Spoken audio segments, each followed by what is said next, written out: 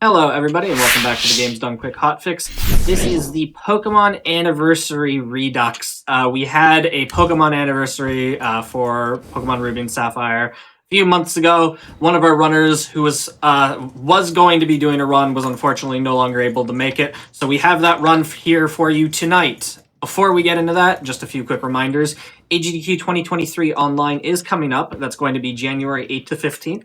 Prize submissions are open from now until December 30th. So if you want to submit a prize, be sure to get that in quick. Go to gamesdonequick.com for more information on that. As well, the schedule for Frost Fatales 2023, GDQ's next all-women speedrunning event, is out right now. You can use !fraught in chat to figure out or learn more about that. With all that said, I will hand it over to the runner in the commentary, and they can introduce themselves. All right, thank you. I am Blue Magma. I will be on commentary for this run. I am predominantly a Pokemon Sapphire runner. That's been what I've been running for the past couple years now. And I know a little bit about Ruby, but Israr, the runner for today, will be a lot more knowledgeable than I am, but I'll try to fill in with some information where I can, and I'll hand it over to Israr for his introduction. Hi, I'm Israr. Mostly Pokemon Ruby and Emerald runner. I mostly do art mains, and yeah, Ruby is very underrated in terms of speedrunning, so I want to make a change and make Ruby a better speedrun. And yeah, I also run various games as well, GTA and other meme games. So yeah, that's it for me. Yeah. So if Israr, are you ready to start? I'll count you down if so. Yeah, give me a minute. Okay.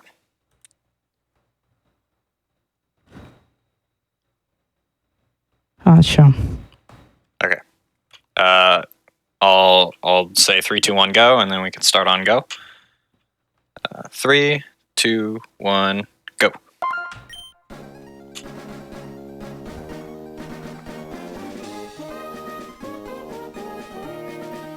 All right. We are off. First minute or so of the game, just kind of text boxes mashing through, as a lot of games go. Kind of first thing we'll see here is setting the character to girl and name to A. There are a few reasons that we'll get into later for picking the girl over the boy, and then you set A as the nickname just because it saves the most amount of time. It's a one character name, so you skip having to see extra characters.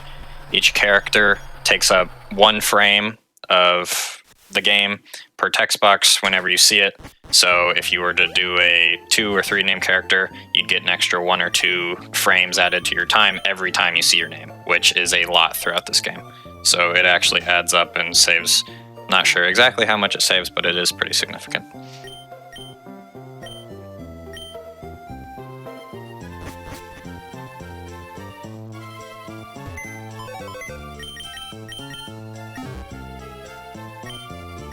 You'll see we'll grab that potion from the PC. That's pretty important for the early game. We are pretty strapped on cash for the first half hour, 45 minutes of the run at least, in terms of what we can buy and what we need to buy. So potion's very important. Just getting past the second fight of the game, or technically second trainer fight of the game, is pretty difficult if you don't have a potion. It's very, very trolly fight. We'll see that in a few minutes, depending on how well things go beforehand.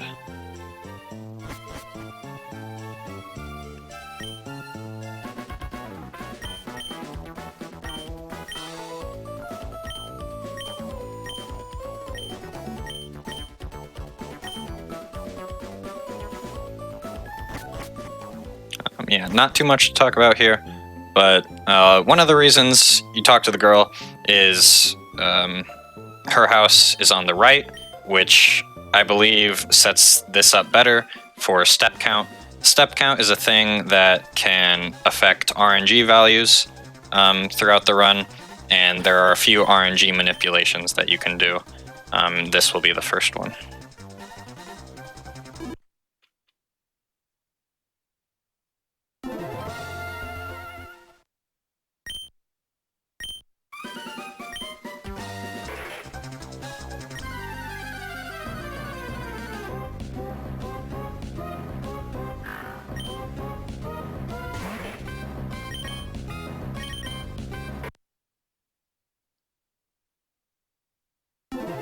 So what we saw there was Israr checking the nature of that mudkip to see whether or not it was the correct one. I'm just gonna try again.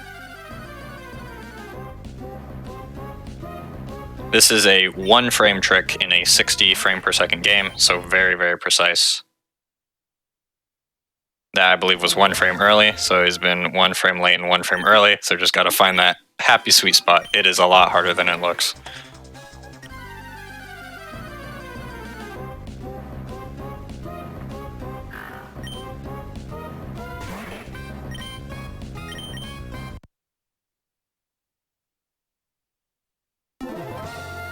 Looks like another 1 frame early. Still super close.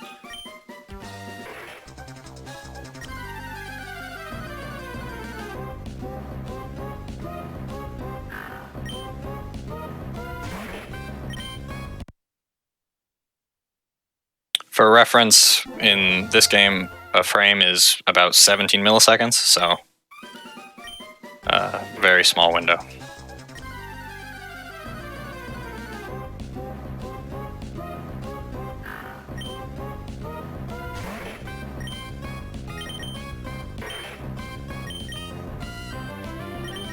There we go. It looks like that's it. So what happened there was every frame, the RNG value, the RNG seed that you're on sort of cycles by 1.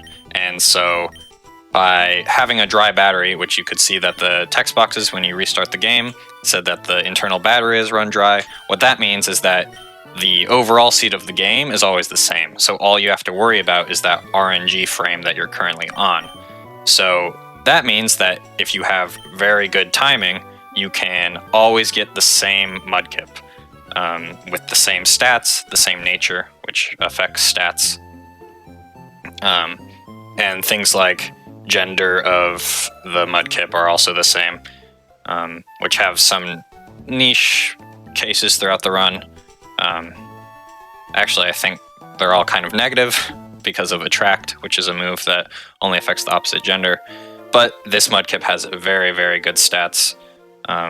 Its lowest is like 10 in defense, but everything else is 24 or higher, which is very good. Its IVs are on a range of 0 to 31. So anything above 20s is very solid. And it also has a few 31 IV stats and a 30 IV stat, so it is very strong.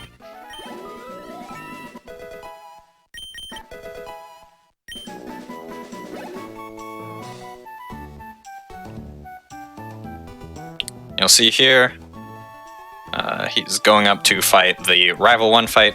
It's the first trainer battle of the game. One thing that will help is he fought that Poochyena early, which will give him level 6 already. That should make this fight slightly easier. I'm not too sure about the specifics of that. But one thing that you can do in a non-kind of race format or showcase format like this is there's even an RNG manipulation to avoid all encounters on those 2 routes. That's another step, and it makes it harder for this format just because if you have to go all the way up through that route, fight the rival, and then you realize you got the wrong mudkip, that's a lot of time just wasted, and you have to reset back to the mudkip. So in this case, you check the mudkip first so that you know you get it.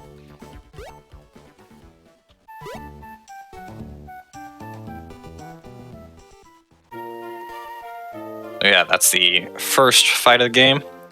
first rival fight as well. And you'll see now that that potion is pretty useful, because otherwise, before this next fight, we'd either have to walk all the way back to our house, which again could affect some steps, or we would have to take the Pokemon Center, which would also be a lot slower, would also take a lot of steps. And so that PC potion coming in clutch.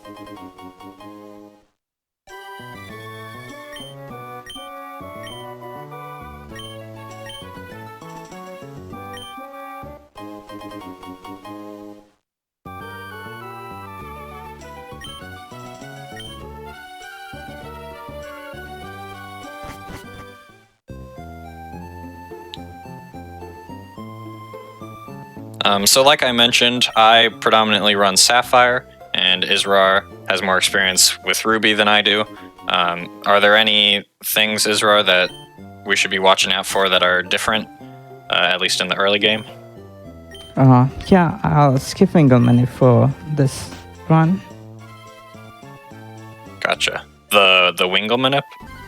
Yeah, and I'll catch a Zigzagoon. Oh, interesting. Okay. So we'll be seeing a different manip here that that normally doesn't happen in the Sapphire run.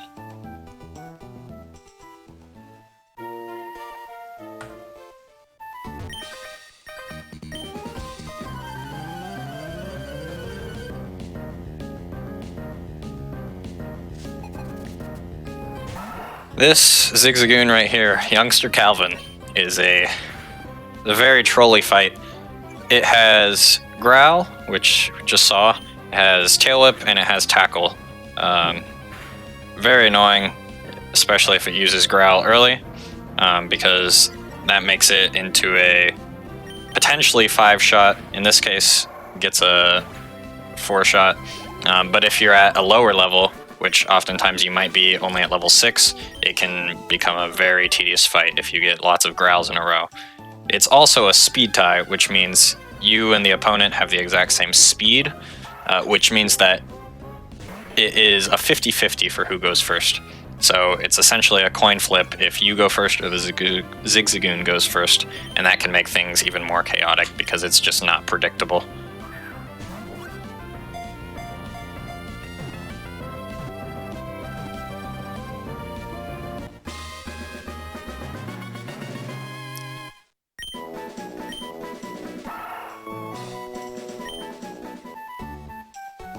I'd say this run, at its peak, would probably take about... I'm not sure what the best possible time for a Ruby run would be. A little over 2 hours would be my guess, and then for this, because we're going to play things a little safer, obviously save more, probably be around 2.5 to 3 hours, be my estimate. And we'll have some breaks in between as well. Looks like 3 hours is the estimate for this. Yeah, most likely 2.5. Yeah, it also is going to depend a lot on how the fights go. Fights are very RNG dependent. It's what I love and hate about these games at the same time, but it makes it pretty exciting to watch.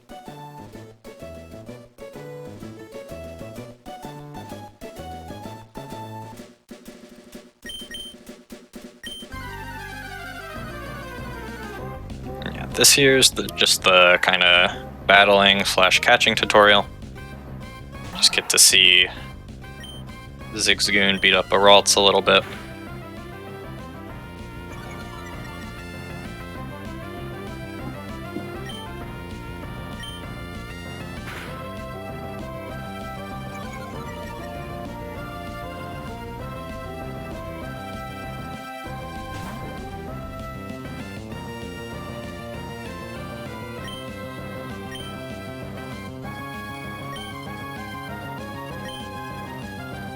We unfortunately did not get to see a shiny Ralts. There have been runners that have gotten that. That's a 1 in about 8,000 chance in this generation to see a shiny. I don't believe I've ever seen a shiny in any of my runs, but there are some people that have. Those are always funny. What's kind of sad about it is that obviously it's slower. It plays a little shiny animation, and generally you're not going to catch it if you're in the middle of a speedrun. But always makes for a funny moment at least.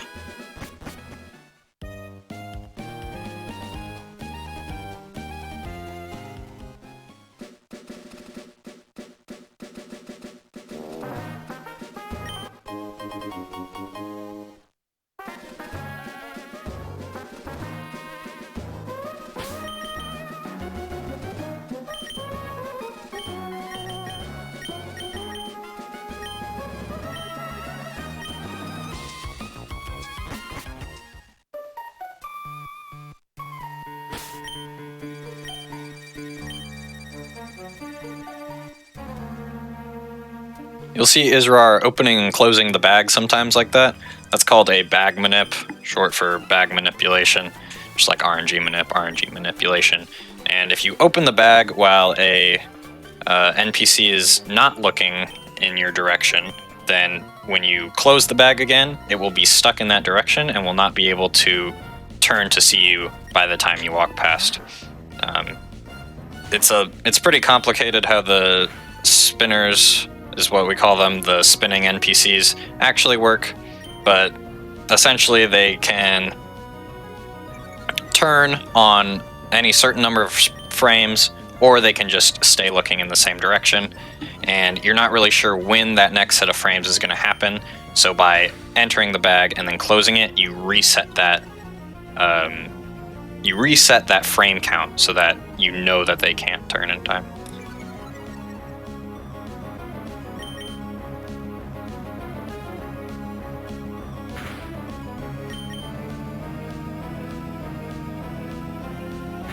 This is another very annoying fight for being so early in the run. You can see it has sand attack, which it often likes to spam, and that makes tackle pretty inaccurate.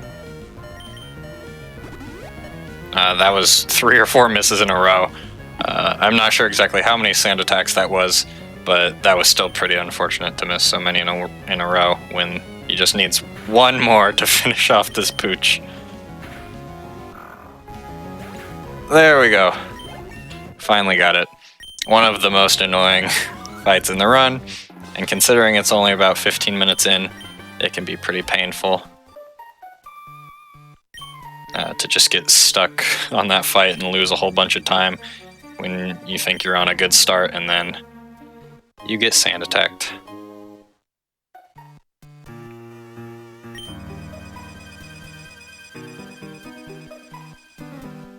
On the topic of missing moves, tackle in this generation is only 95% accurate, so it does have a 5% chance to miss at any given moment, which means if you get sand attacked, it's going to be even less than usual. But yeah, those 5% chances are all over this run. You can see some of them will be pretty devastating if they happen at the wrong time.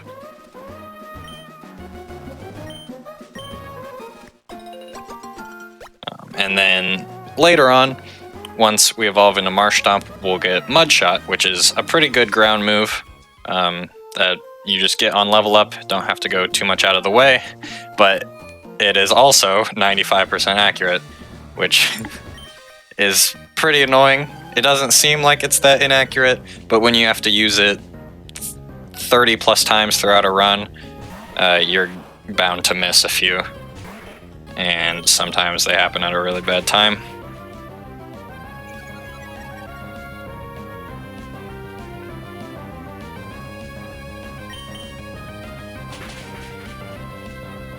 What are some of the major route differences between Ruby and Sapphire? Obviously, there's different teams and a different legendary, but is that all of it, or are there other key differences in the runs?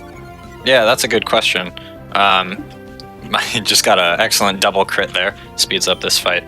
But yeah, like you mentioned, the box legendaries are different. Sapphire has Kyogre, and Ruby has Groudon. And for the purposes of the speedrun, Kyogre is generally a lot stronger than Groudon, just because you can tear through a lot of the things in the Elite Four. The only thing Kyogre really struggles with is water types, being that it is a water type and so they're resisted, but you get access to Shockwave after Watson's Gym, which lets you handle those water types pretty well. Whereas Groudon is a ground type and has Drought, while Kyogre is a water type and has Drizzle. Drizzle is for rain, Drought is for sun, and Sun boosts fire type moves, but Kyogre's not a fire type, so he doesn't get as much of a boost that way, whereas Kyogre gets that rain boost for the water moves, and it's a water type. So all of its water moves are hitting super hard, whereas you're not getting all of that with Groudon. So instead, we'll actually be sticking with Swampert for the entirety of the game. So if you're a Mudkip line fan, this run might be for you over Sapphire. And you'll also see, because of that, we need some different moves for Swampert that you normally wouldn't get in Sapphire. You really need Ice Beam for Drake, the Dragon type Elite Four member. Ice Beam's going to be very important for that.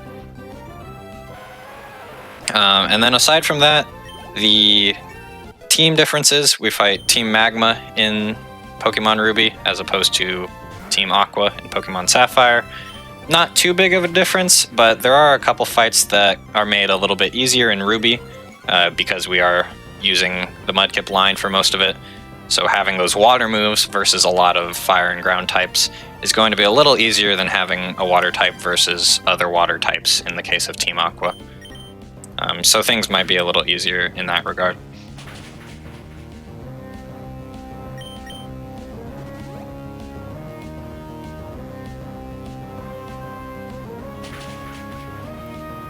You'll see here this Roxanne fight. Roxanne is a very difficult fight for being the first gym leader in the game. Almost got that range. There's a chance that at this HP activates Torrent, which we can get into in a little bit. But what that does is boosts any Pokemon's water moves by 50% if they are below 1/3 HP, or if they're at or below 1/3 HP. And so that is very important for a few tough fights in this game to get that extra power. And it can come into play on Roxanne as well, quite a bit.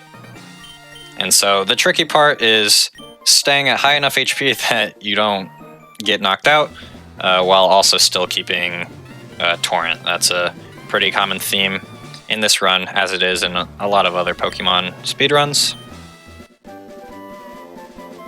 Roxanne is especially tricky because you saw that they were at 39 HP, the Mudkip was, and that would mean that Torrent is 13 or less HP. Whereas usually Rock Throw or Rock Tomb from Nose Pass is going to do 13 to 14 HP. So it's pretty risky to be in Torrent there, unless you do some growl strategies to lower their attack. So there's a lot that goes into keeping Torrent there and still surviving.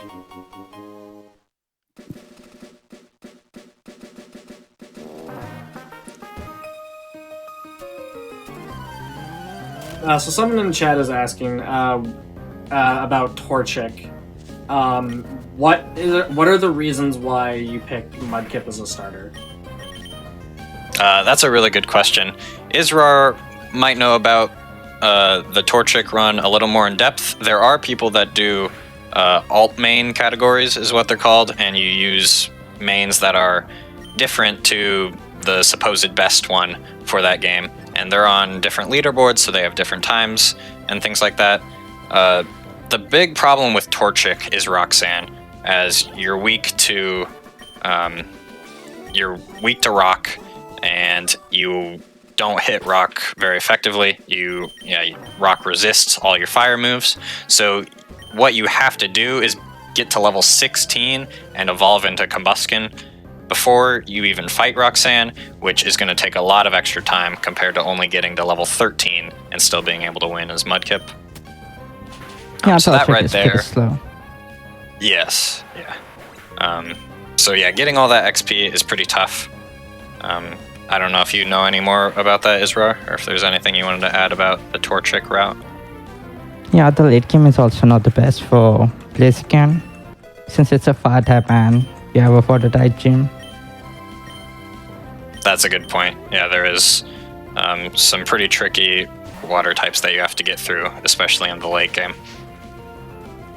Wallace is the 8th gym leader, which is a pretty tricky fight, and Glacia, although she's meant to be an ice type Elite Four member, has a lot of water ice types, so they're not going to take super effective damage from those strong fire type moves that Blaziken has.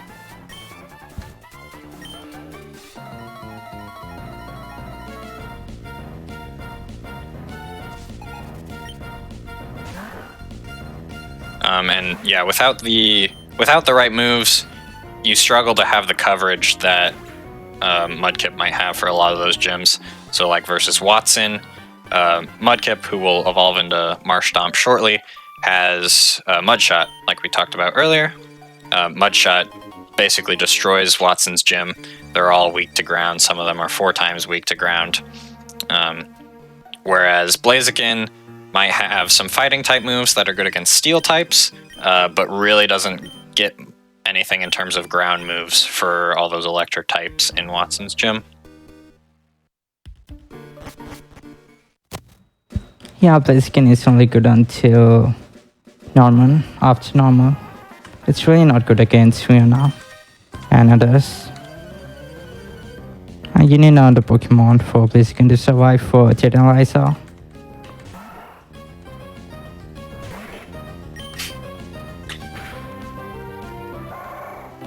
So we'll see here, we'll barely get enough XP to level up to level 16.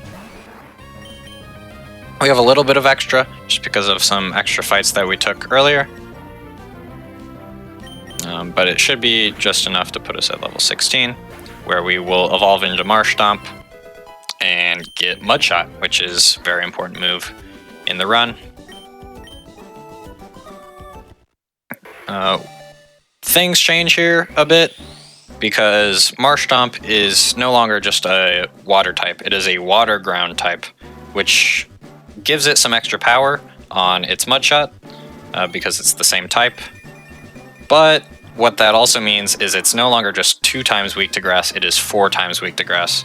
That is Marshtomp and Swampert's only weakness, I believe, but it's a 4 times weakness, which means it's pretty tricky to play around.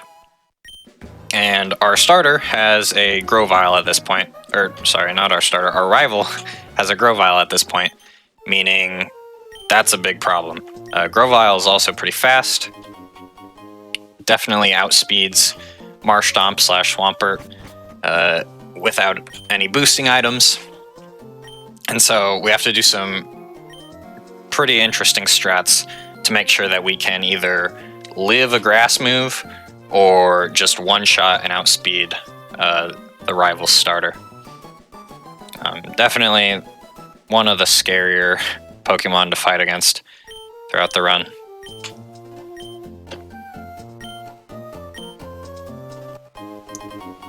But really, it's worth it. There's not too many other grass types throughout this run.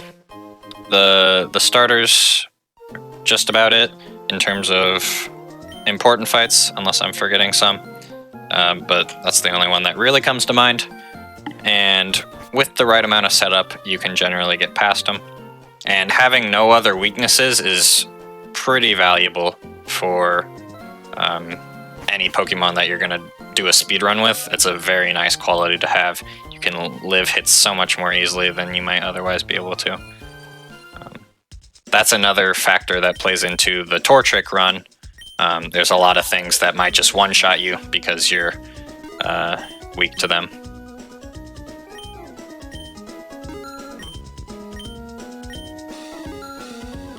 See here, we're going to sell all the Pokeballs and the TM that Roxanne gave us.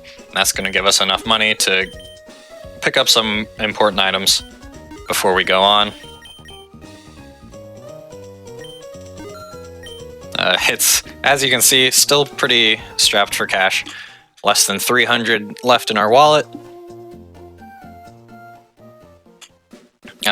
But is barely enough items to get us through for the time being.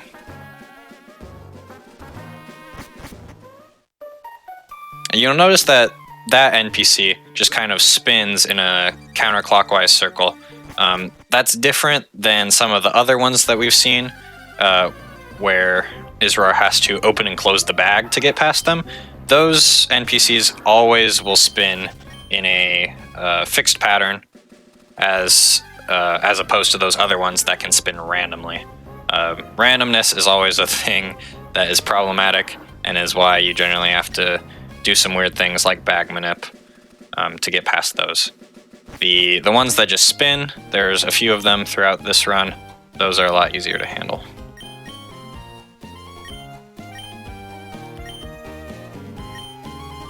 The nature of the starter that we're using is Naughty, which boosts attack by 10% and reduces special defense by 10%. Now, that is a little scary to reduce the special defense. Kind of the way I think about it is, well, the only thing we're weak to is grass, and since we're 4 times weak to grass, which is a special move, so it affects our special defense, we're probably gonna get one shot by it anyways. So if we lose a little bit of special defense, it's an okay trade-off for extra attack. Attack is very nice to have throughout this run, just because we do use a lot of mud shots.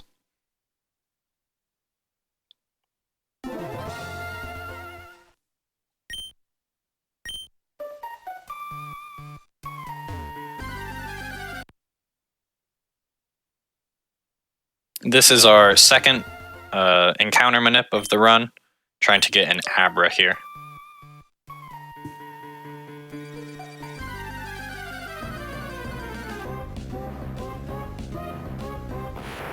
Very nice. That's a pretty tricky manip. It's 4-frame window, I believe, to get a right cluster of frames that can generate an Abra. And then there's also a manip that he's doing here to always catch the Abra in a Great Ball. I don't remember what the exact chance is for it without a manipulation, but it's pretty low, definitely less than 40%, I believe. Especially at full HP.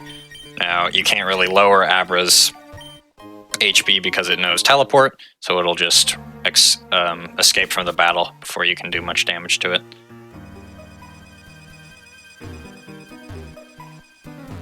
And that Abra won't do much in terms of fighting, but it's pretty useful for that move that I just mentioned, teleport, because what it does in this generation is you can use it as a field move, just like you would any HM like Cut or Surf or Rock Smash, and it will take you back to the last Pokemon Center that you entered.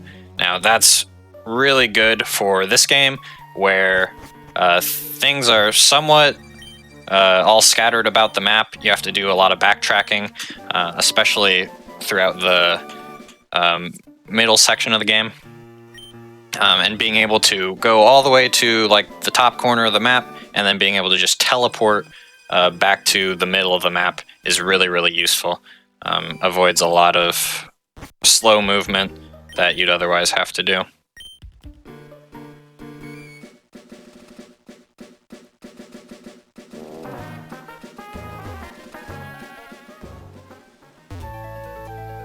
And we'll see now that Israr is heading into Brawly's gym. This is one of the gyms in this game that you do not have to do in order.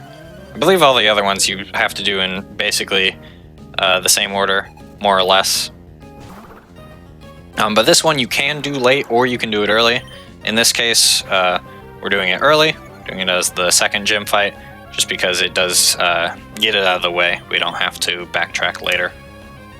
It does make it quite a bit scarier, being that we're only level 16. going into the gym, the brawly fight. But without too bad of RNG, it's generally okay.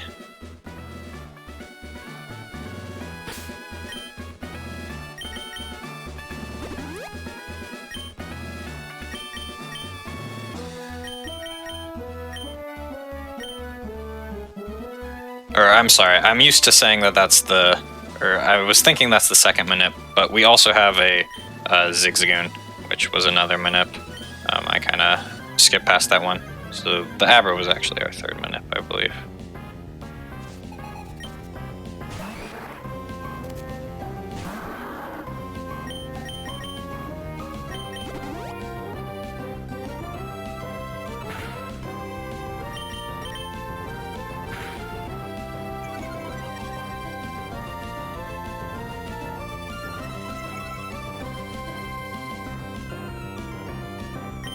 Now, getting that Karate Chop turn 1 is pretty nice. That was a very good Machop fight so far. Oftentimes, Brawly will bulk up on that first turn, and that will turn the fight into a 3-shot instead of a 2-shot. And he can also do some stuff that can just kill you, because bulk up is a very annoying move to deal with. Sand attack here from the Makuhita is pretty rare. It essentially always goes for either bulk up or arm thrust on that turn. It's pretty uncommon to see that. And sand attack is punishing Israr here. 2 mudshot misses in a row after that sand attack.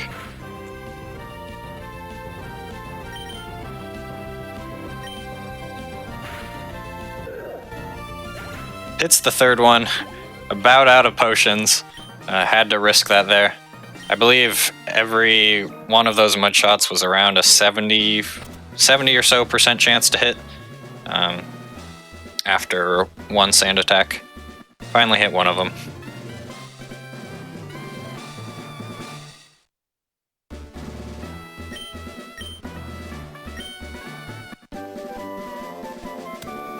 Yeah, each frame has a different type of nature.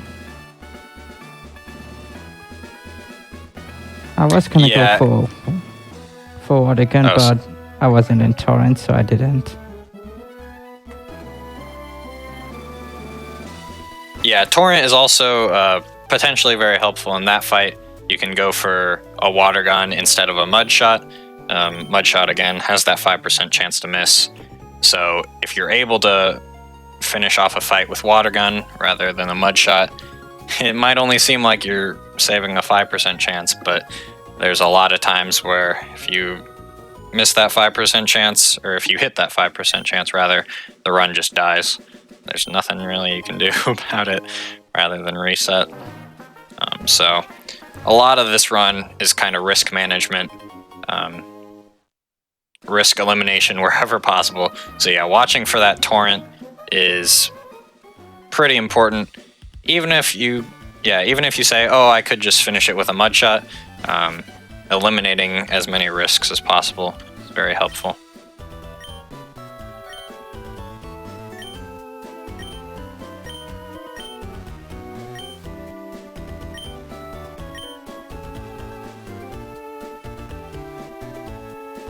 Yeah, generally any trainers that are optional are going to be skipped, unless there are movement mistakes, which can definitely happen. This run is very tricky with movement.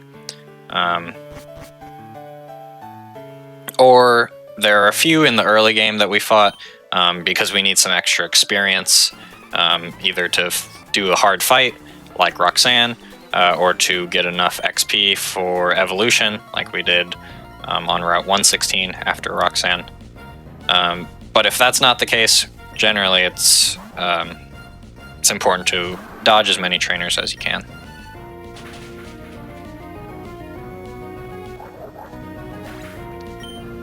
This is an example of a difference in Ruby versus Sapphire.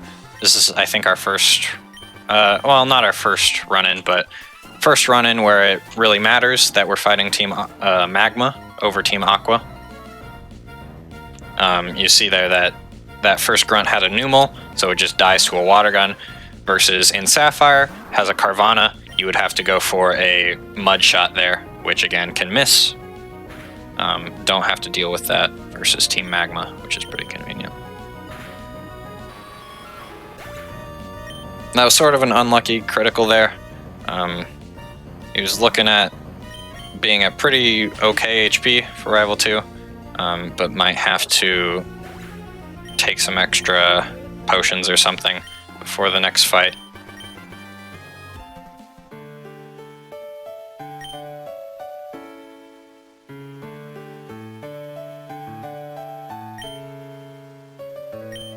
So yeah, Sapphire is much faster in general, but as you saw there are some things that are faster about this run, or at least more convenient.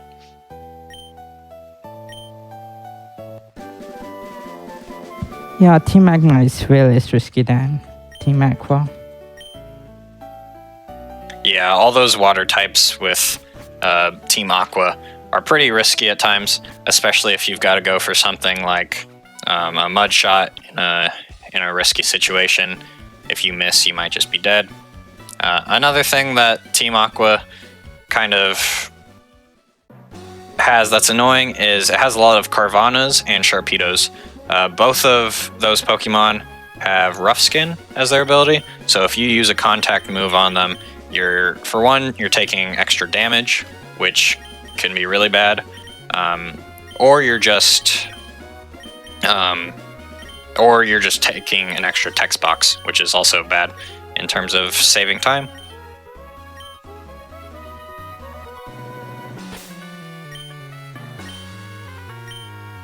You'll see here another bag manip to pass that spinner.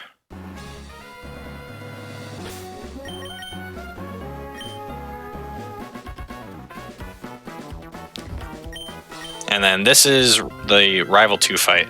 This fight is pretty tricky, pretty notorious, just because it's one of those times where, like I said earlier, we run into a Grovyle, and Grovyle is not fun. It's a grass type with grass moves, and we are very, very weak to grass moves.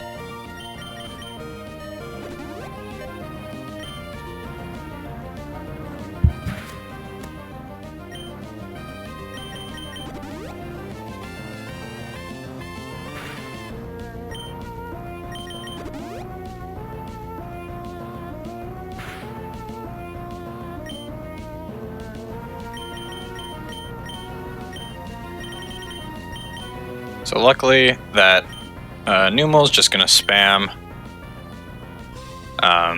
tackle there. Now this is a little bit of an awkward HP for going into Grovyle. We'll have to see what happens here. I'm not sure what the best way to get out of this is. I should have probably saved, but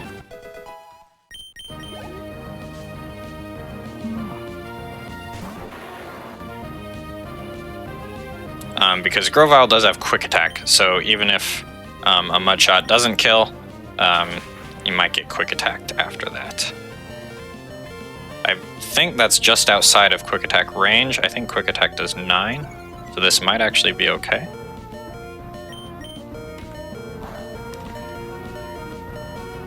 And hit both mud shots, so that could have gone pretty poorly if he did one more damage with that absorb. Because quick attack could have potentially killed him, and hit all 3 mud shots. So that was a very good fight considering the circumstances. Didn't miss anything. Didn't get trolled by the Numel. One thing that's even trickier about that fight is if you're at high HP, that Numel will use Growl. And Growl is very bad. You gotta boost your attack as much as possible to get to that Grovyle. You saw him use 2 X attacks before we even started fighting the Grovyle. And so if you get growled, that's a very big problem. That fight is also another reason why you pick the girl character over the boy. It actually affects what order they send their Pokemon out. And if you play as the boy, your rival would send out the Whalmer first, which is just a little more annoying to deal with compared to the Numel. They both have Growl, but the Whalmer is just going to do more damage to you overall.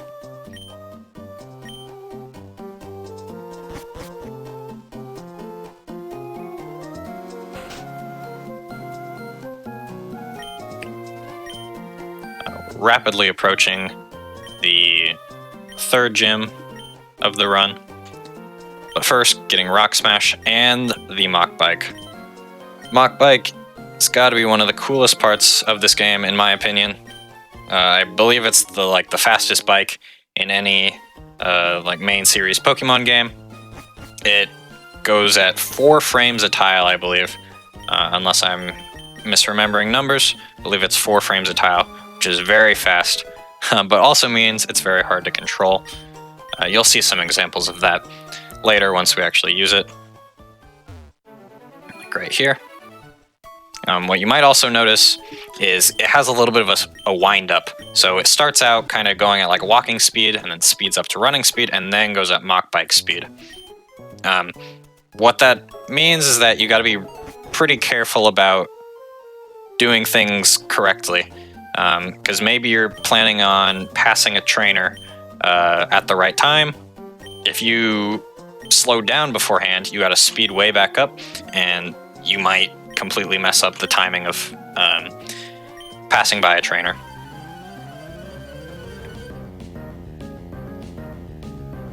It also just means you're getting punished more in terms of time loss if you bonk into a wall or bonk into a rock or something like that, because not only are you taking that time to hit the wall, but now you're taking even more time to speed back up. And these are pretty tricky movement sections in a lot of these places, so obviously you don't want to bonk in most scenarios, but they're almost inevitable, I would say, in this game, just because it is very difficult.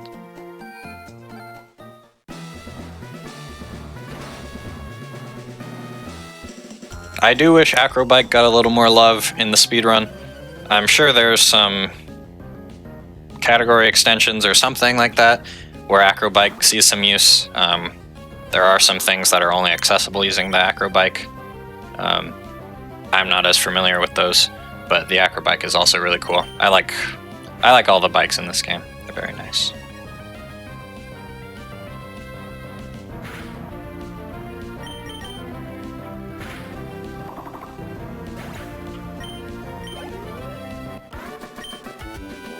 You might be wondering, why is there a Meditite in an electric type gym?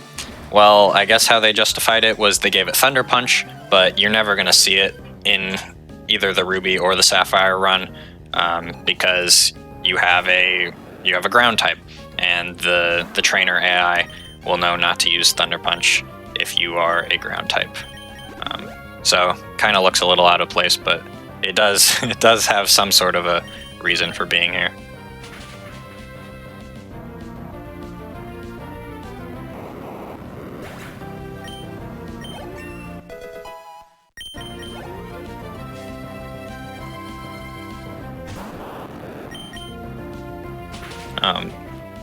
One of the hard parts of this gym is speed.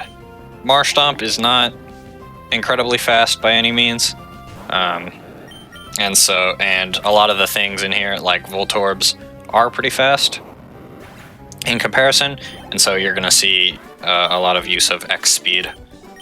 We used one there in order to outspeed all those Voltorbs, and then I believe we'll be using one here on Watson as well, and that just allows us to reduce as much damage as possible, lets us go first on all the fights, and damage is not a problem for us in this gym because we have Mudshot. It's going to be super effective on all of Watson's Pokemon.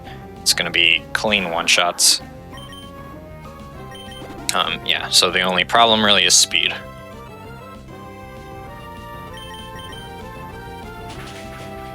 That was a pretty useful miss right there from Magnemite.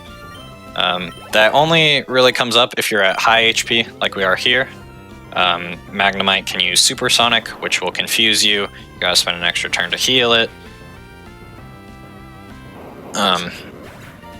but it is only 55% accurate for supersonic. So we got the 45% miss chance and got to just clean up the rest of the fight. Didn't miss any of the 3 mud shots. It's always a scary thing, but generally, because we're high HP, even if he missed 1 or 2, it would probably be okay. Yeah, that was a pretty good fight. Yeah, that was definitely a solid fight, I would say.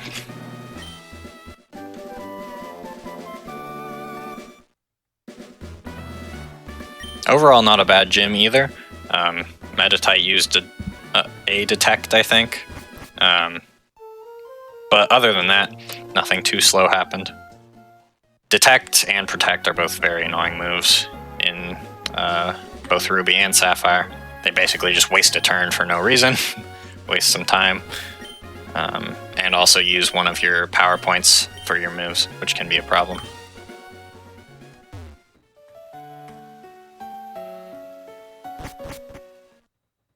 Yeah, PP management is pretty important. Not too much in the early game, but definitely at this point, we're watching our mud shot count, make sure we've got enough to go through the next 3 or 4 fights without any issues. And then later, way later in the game, I'm not sure how it is for Ruby in terms of PowerPoint count for the Elite Four, but it can be a little dicey, at least in Sapphire, making sure you got enough moves left to go through everything.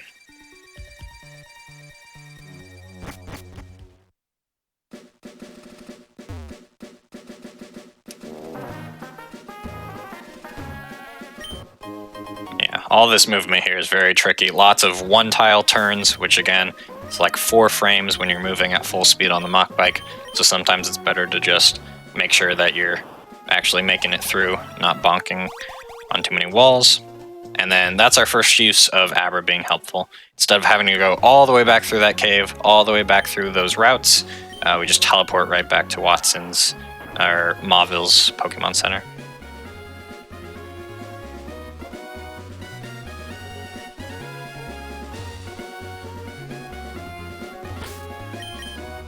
You saw there, he went up a little bit and then down.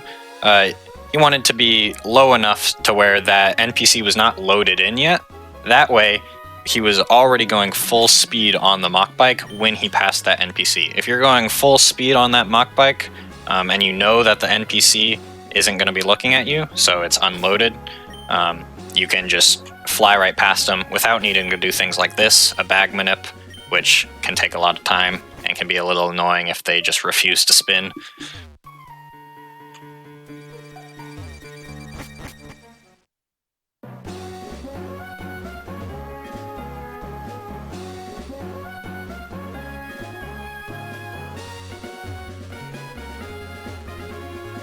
Similar trick right there.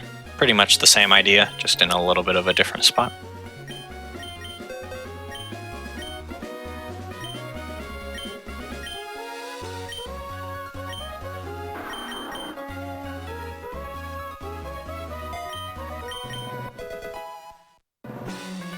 Oh, this is interesting. This is a difference in route from Sapphire.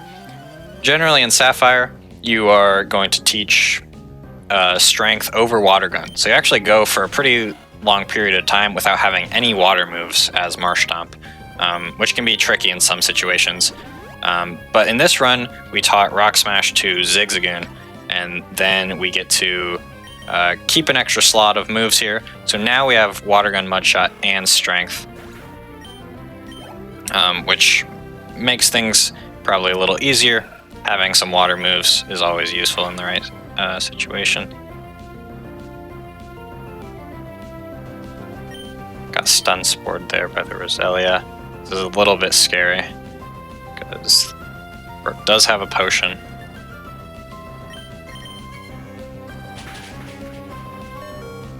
And there's a 4x weak move, barely lives.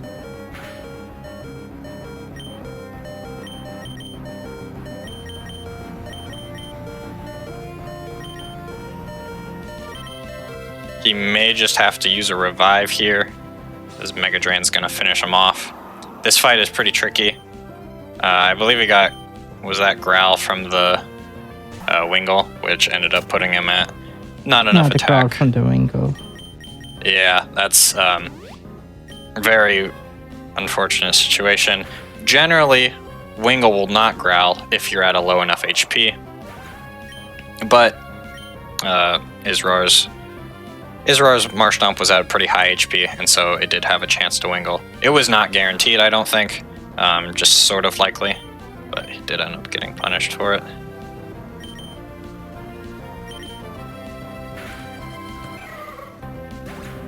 Now he's back. Strength just finishes things off there.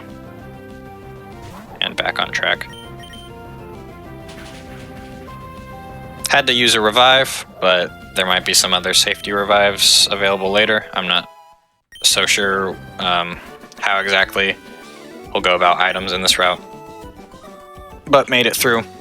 Cool Trainer Brook is a very annoying fight. In older routes of this game, we didn't have as many items. We only had enough money to afford 2 X attacks instead of 3, and so we were out of X attacks for that fight, which meant that there's a good chance that Roselia is just going to Mega Drain you and do a ton of damage, because it's a grass type, and you are a water ground type.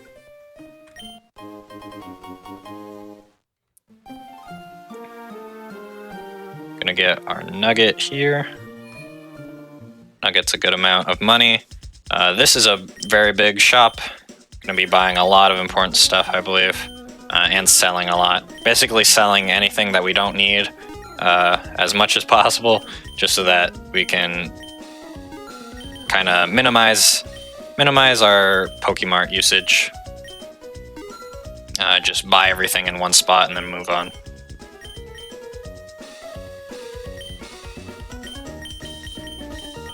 There will be at least 1 or 2 other shops in this run.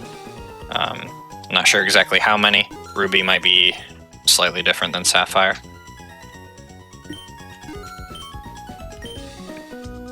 But yeah, you'll see we're stocking up on all sorts of stuff.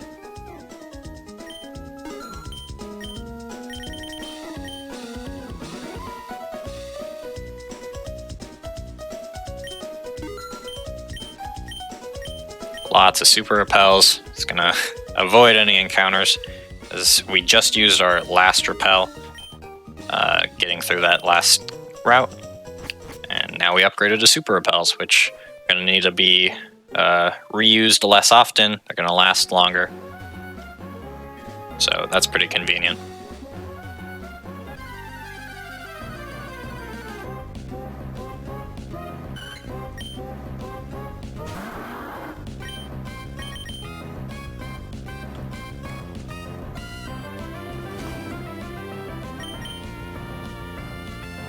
One thing you might have noticed in the mart, if you've watched Sapphire runs, is he sold Shockwave, and that's because, well, this is Ruby, not Sapphire. Normally in Sapphire, you would teach Shockwave to Kyogre right before you fight the 8th gym, just to get some water move coverage.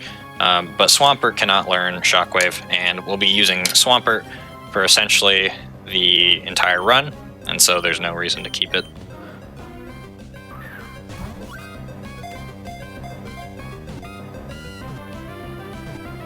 Catching a Swablu here, essentially for fly usage in a little bit.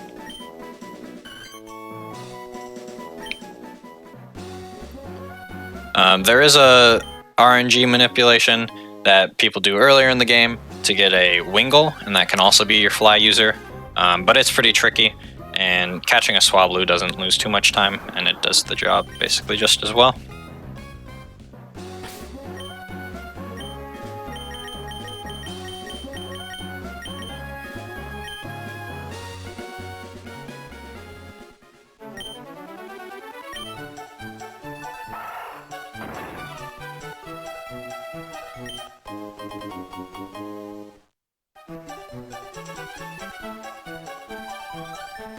All those items like protein, HP up, Carbos, any of those EV boosting items are going to sell for a lot.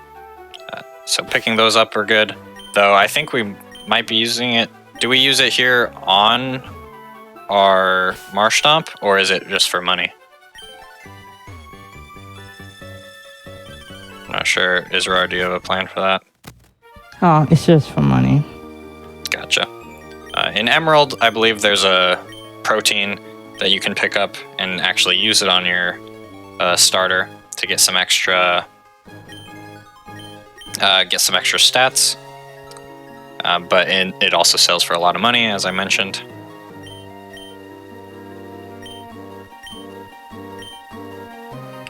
There are some fights where maybe you start out without using your starter, and then switch to your starter later.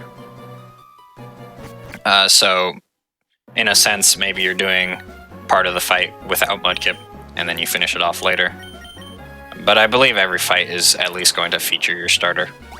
I just don't want to say entirely, because you aren't only using your starter for every turn of every battle.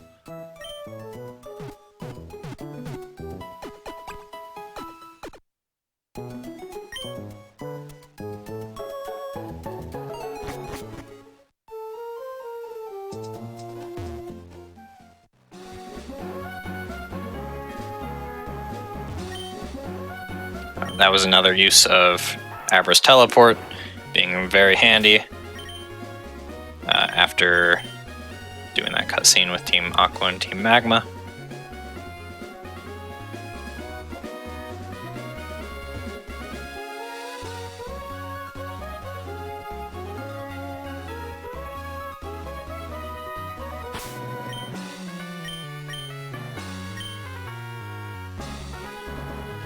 Mudkip slash Marshtomp slash Swampert is essentially the main Pokemon, or is the main Pokemon, unless there's something that I'm missing, as I don't know this route completely, but it is the main. Yeah, Swampert is the main Pokemon. Gotcha. Yeah. But there are cases, which I think we'll see on this fight soon, on the Archie 1 fight, where maybe we're using other Pokemon for a turn or two. And we are approaching almost an hour, so if it's kind of up to you if you want to do a break right before the Archie fight, or if you want to do it right after the Archie fight. Probably after. Okay, so we'll go through the Archie fight. Sorry, I keep saying Archie. I'm a Sapphire runner. It'll be Maxie. Forgive me. Right after the Maxie fight will be a good time for a break. But both Archie and Maxie have very good themes, very good music. They're both jammers. So even though the fight's a little scary, sometimes it's still one of my favorites just because of the music.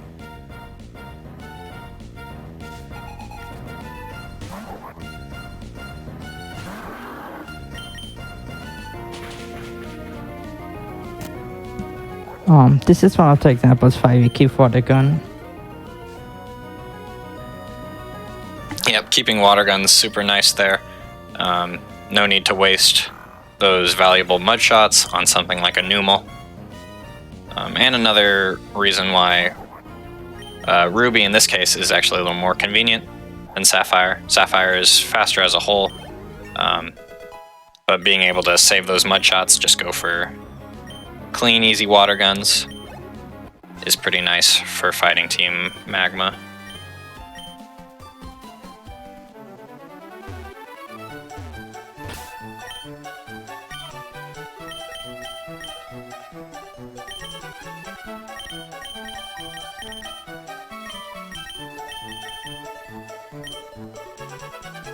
So you see here a use of where we're using a turn, like actually planning to use a turn for a Pokemon other than Marshtomp. And what you'll see is, I believe the Zigzagoon is going to be used to set up a guard spec. And what guard spec is going to do is prevent any of your Pokemon from having their stats lowered. And what both Archie and Maxie lead out with in both of their games is a Mightyena.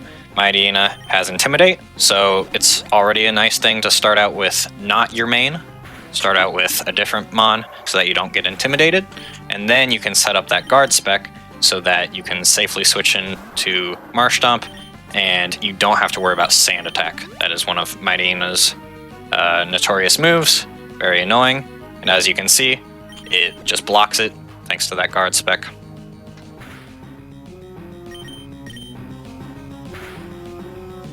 And the AI doesn't really understand the concept of guard spec all the time, so you'll see it can just go for Sand Attacks in things like, in situations like this. It can still go for Bite randomly, but it doesn't really understand that its Sand Attacks aren't working, so sometimes it will just spam Sand Attack and you'll just keep on blocking them.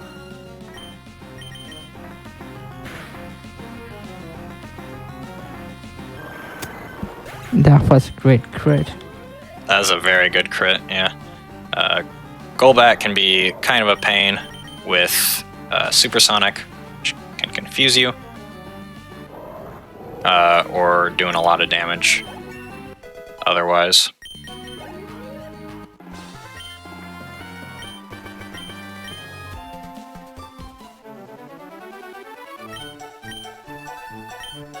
And ending the fight with a Camerupt, that's a big difference compared to Sapphire. It's going to make that fight actually a lot easier to finish off. Yeah. Archie is actually quite a bit harder than Maxie there.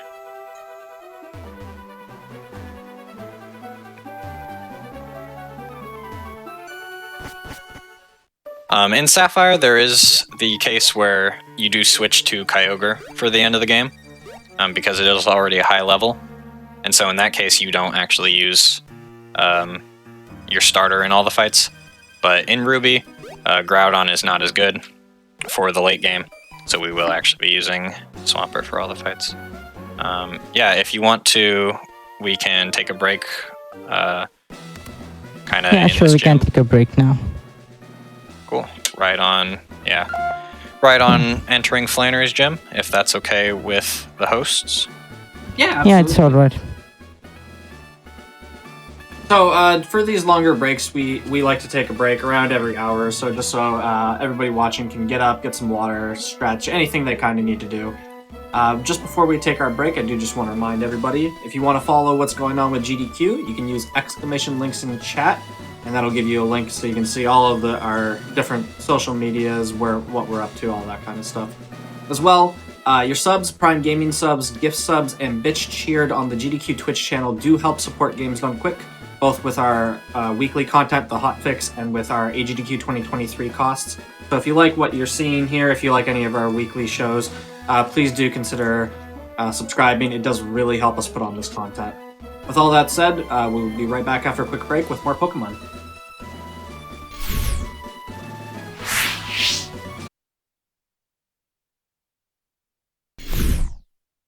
Hello everybody and welcome back to the Games Done Quick HOTFIX. This is the Pokemon Ruby Sapphire Anniversary Redux. Was a run that was supposed to be in the anniversary a few months back. Was unfortunately dropped, but it is back here for you today. So we can get back right into it whenever you're ready. Yeah, I can do another countdown if you'd like. Sure. Cool. If you're ready to go, we'll just do another 3, 2, 1, go. 3, 2, 1, go. Yeah.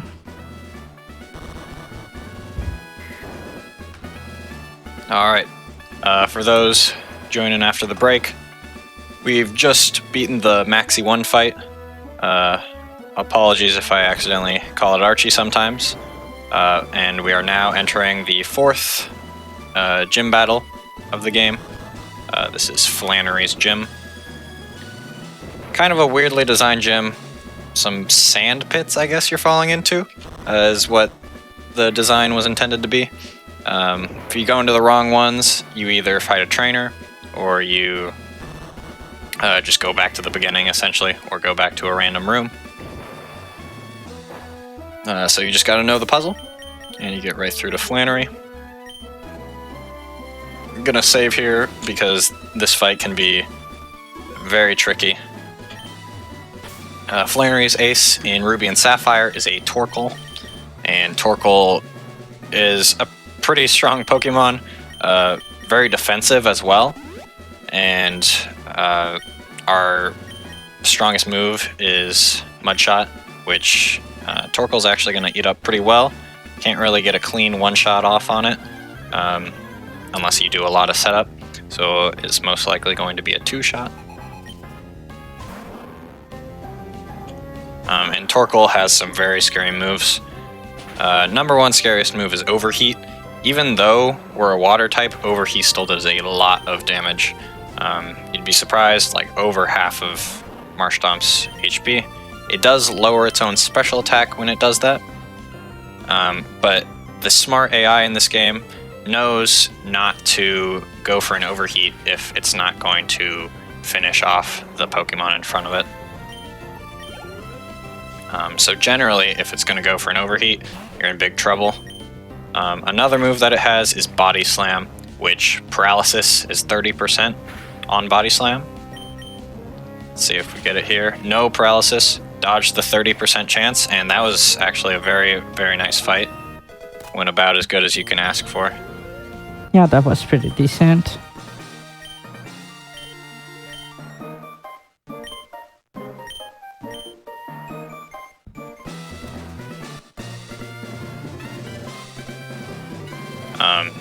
Torkoal can also use Attract, as it is opposite gender as the Mudkip, or the Marshtomp, and that would give you a 50% chance to hit through Attraction. It's a very annoying move. So it's got a lot of moves that can mess you up.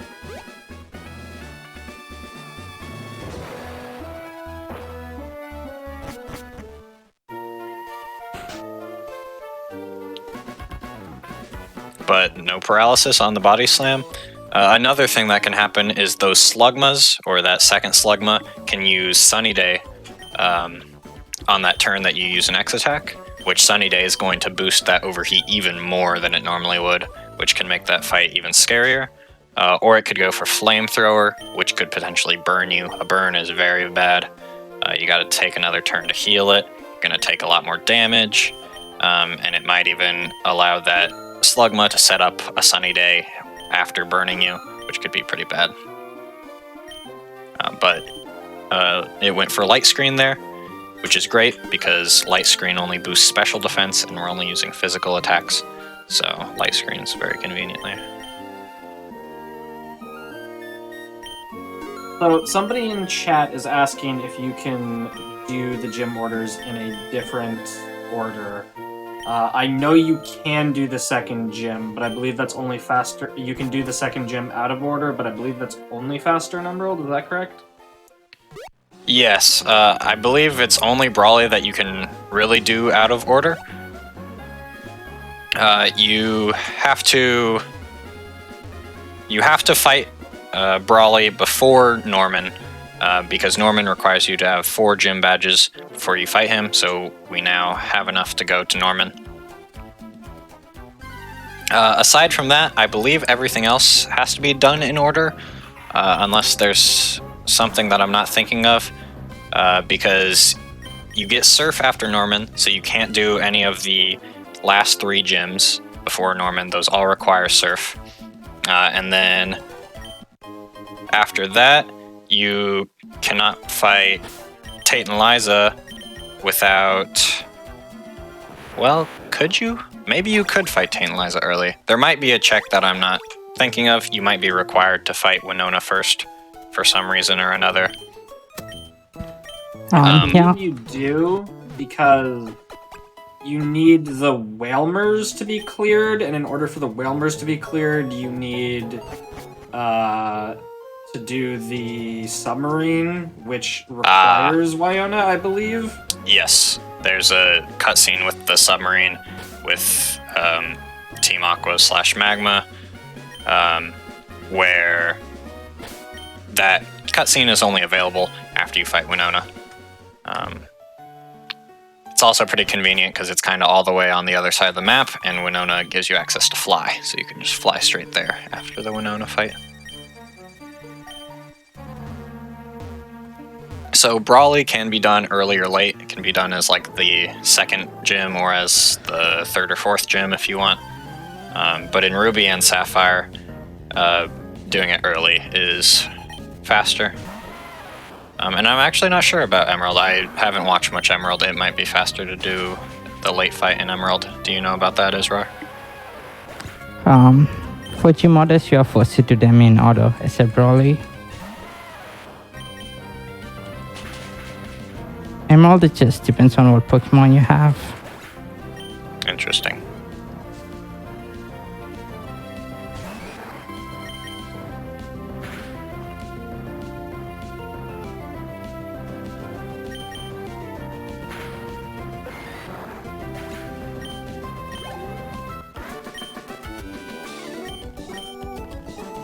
Even if you could, you're pretty low on levels in this game. You're generally never higher level than the gym leader that you're fighting, and the levels don't like scale or anything like they might do in the newer games. So it's pretty important to get as much experience as you can and fight things that are about equal level to you. So skipping around could be pretty dangerous in some scenarios.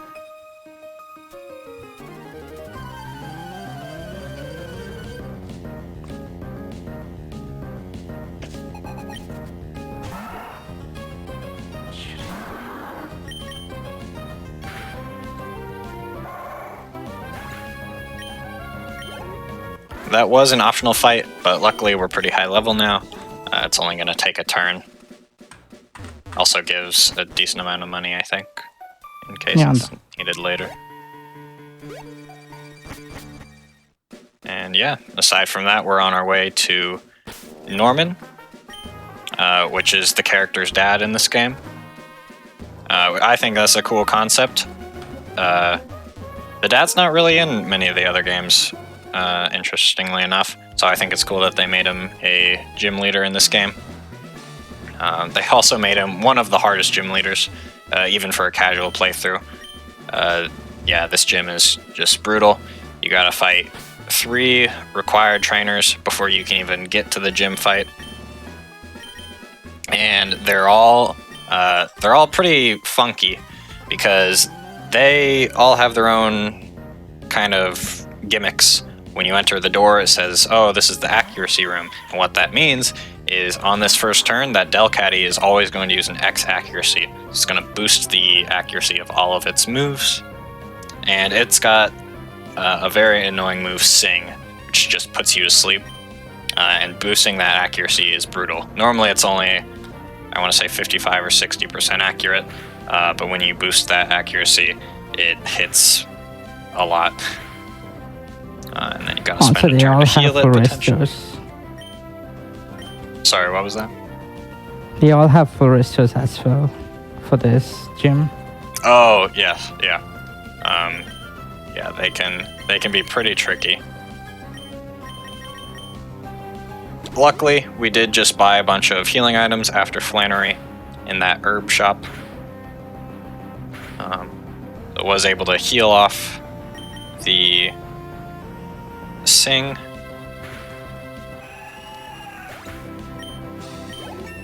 All things considered, made it through without too much of a problem.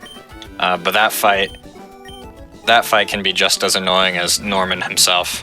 That Delcatty has Attract and Cute Charm, so it's pretty likely you're going to get attracted at some point. And whenever you're attracted, you just have a 50-50 chance to not use the move that you wanted to use. It will just say you are immobilized and you can't do anything about it. And it's not like Confusion where it wears off, and it's not like Confusion where you can heal it either. It's just there until you switch out or until the battle ends. And you don't really want to switch out because you want all the experience you can get, and you don't want to waste turns. switching out to other Pokemon. So Attract is a pretty annoying move. That was a good crit. That was a very nice crit. That's gonna skip a lot of turns of that fight.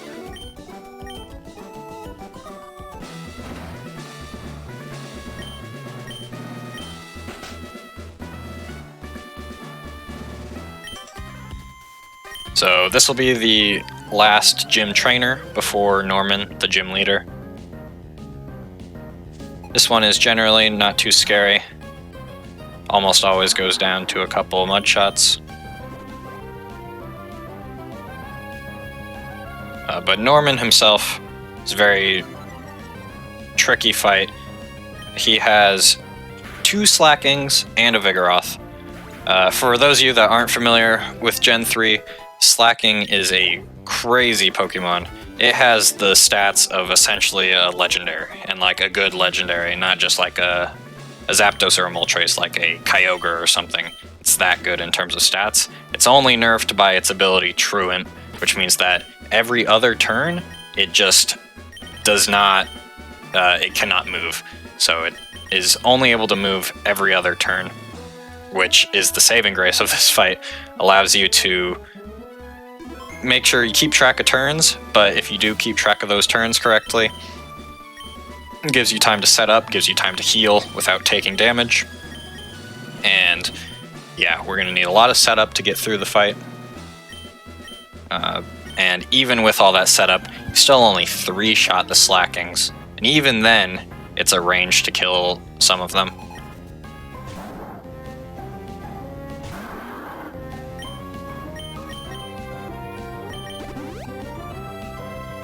You'll see Israr use an X Defend. That's the only X Defend we actually use in the entire run, and it's because they do so much damage.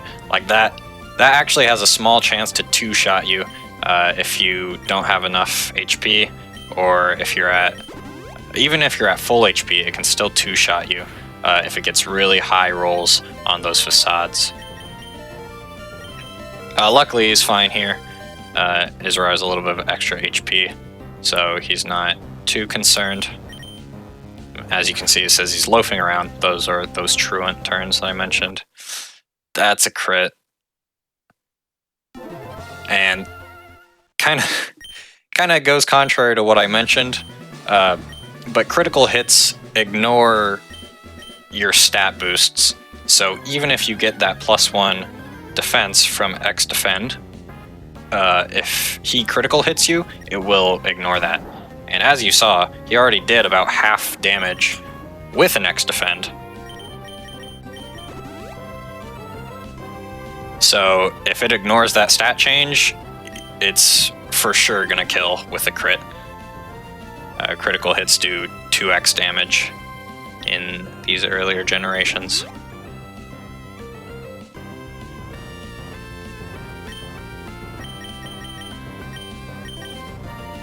This is, most people agree, is the scariest fight of the run in Sapphire for sure. I'm assuming it probably is for Ruby too, because this fight is very, very tricky. Mostly because there's not really much you can do in terms of like playing things better or changing up your strategy. There's just, this is the best strategy, and it's still very tricky to get through it.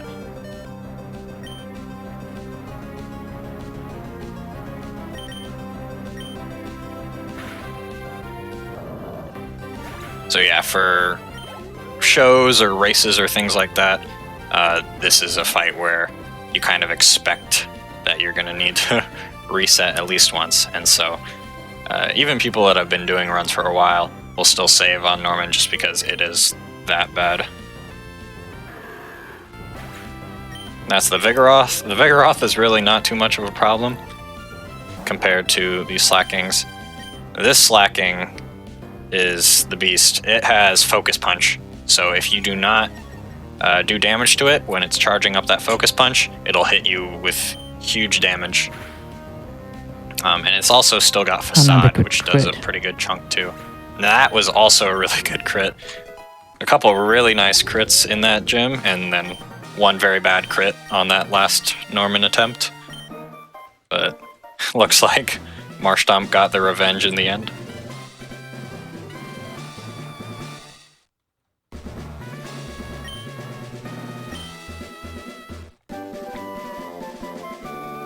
Yeah, normal types are just really tough in general. You don't really get any fighting moves on Marshtomp at all. That might be one advantage that the Blaziken run has over this, because it does get some fighting moves. But yeah, that critical hit was very nice.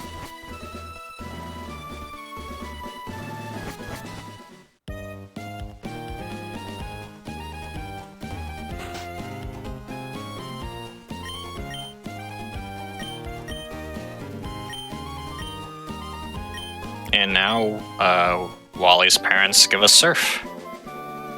HMO3. Surf is really, really good. It's got a good amount of PP, it does a ton of damage, and it's a water move, so very convenient for our water type starter. It's going to be doing a ton of damage.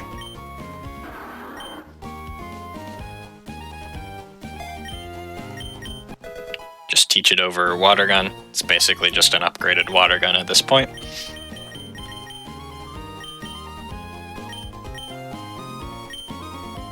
And for those familiar with the Ruby Sapphire memes, there is a lot of water in this game, so you will be surfing a lot.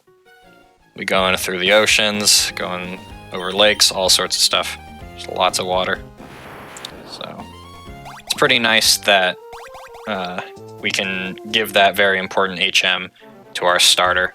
Doesn't really take up a slot because we'd honestly just teach the move even if it wasn't required. It's that good.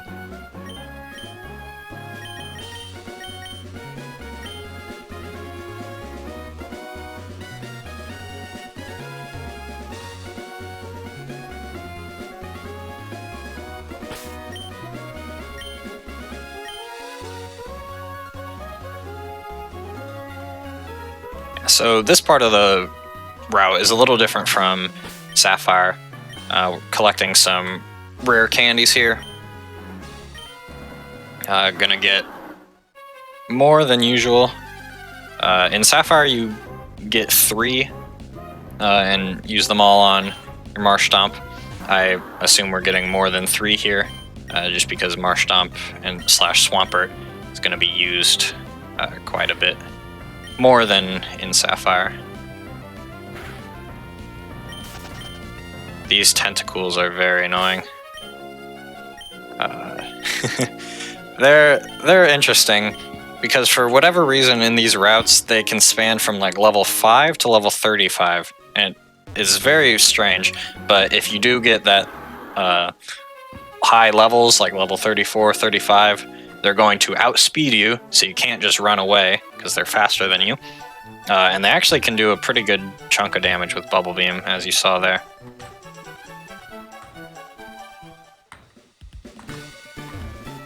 And for those that don't know, repels only affect Pokemon if they are lower level than you.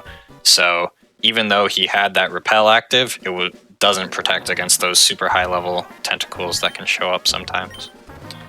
They're pretty rare, but one did show up there.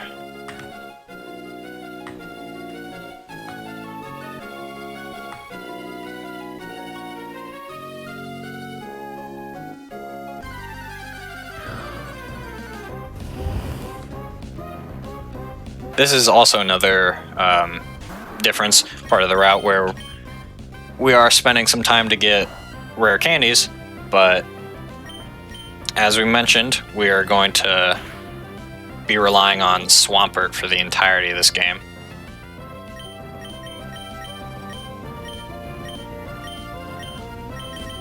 Oh no, we're getting very unlucky with all these tentacles.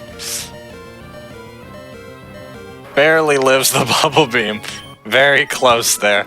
That's got 2 near max level tentacles there. A level 34, which is one below the maximum, and then 35, which I believe is the highest level you can get.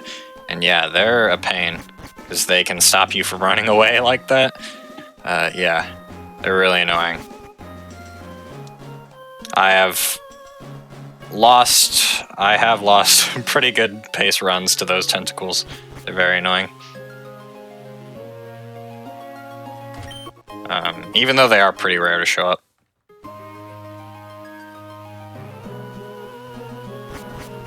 Now, this is a big route difference. Yeah, tentacles are... Like, you never expect them to happen, because they really don't show up that often, but they control you pretty hard.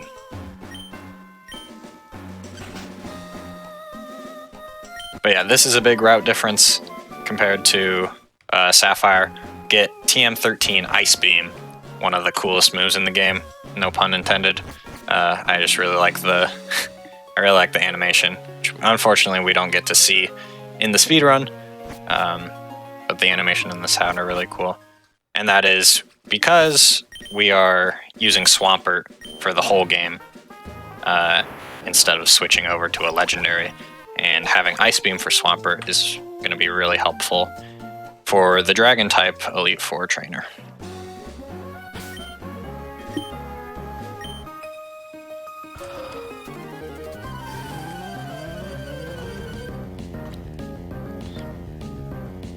I should have fucked Blowhole. I think so. This is kinda safe.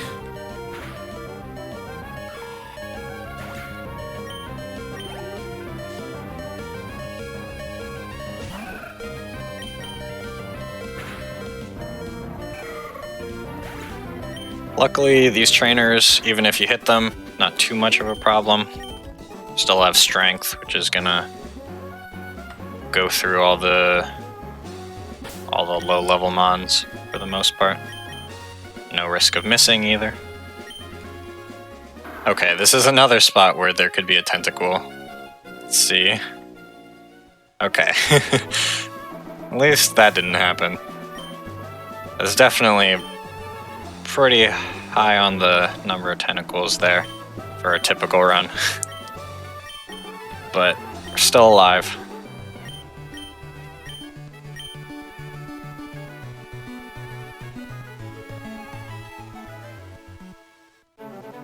Steven's just going to give us a little bit of a pep talk there.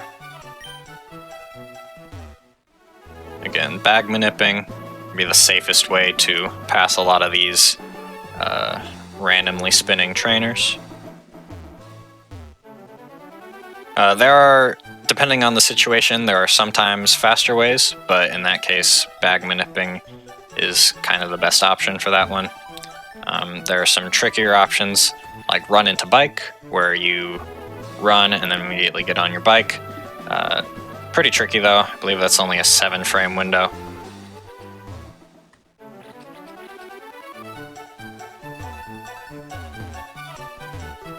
And also there are a rare couple of trainers that you can pause manip, though those are mostly only in the earlier game.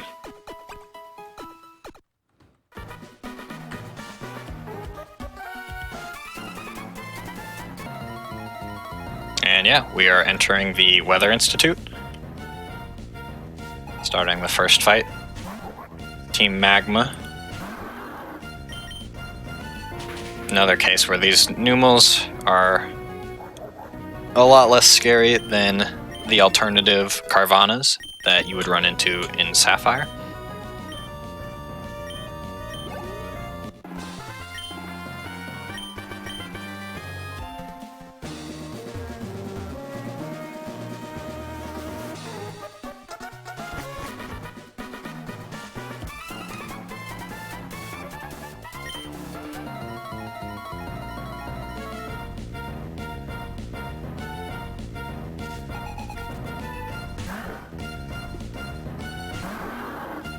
After we finish off this Weather Institute, we'll actually get a new Pokemon, Castform. For all you Castform fans out there, it's kind of forced upon you in this game.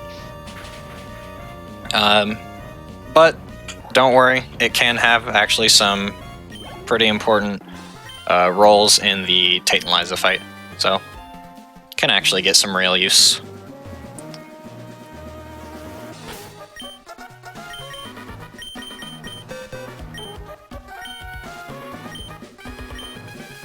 And he's gonna take that bag manip opportunity. Since he's already in that bag, he can just use that time to teach Ice Beam rather than having to open up the bag a whole other time. Might as well just do it all here.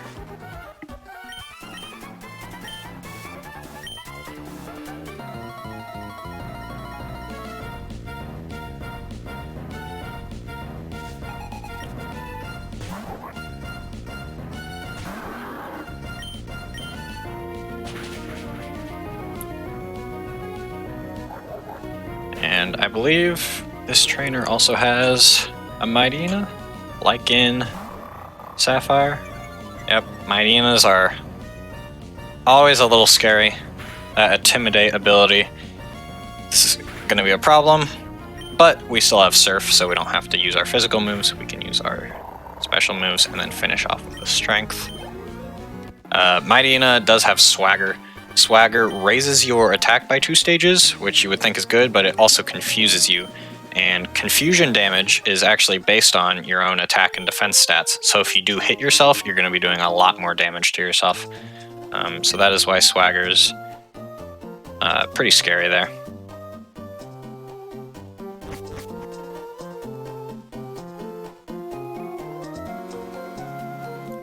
In terms of length, both Ruby and Sapphire are a lot faster than Omega Ruby and Alpha Sapphire, I believe. I don't know much in terms of details about the Omega Ruby and Alpha Sapphire runs.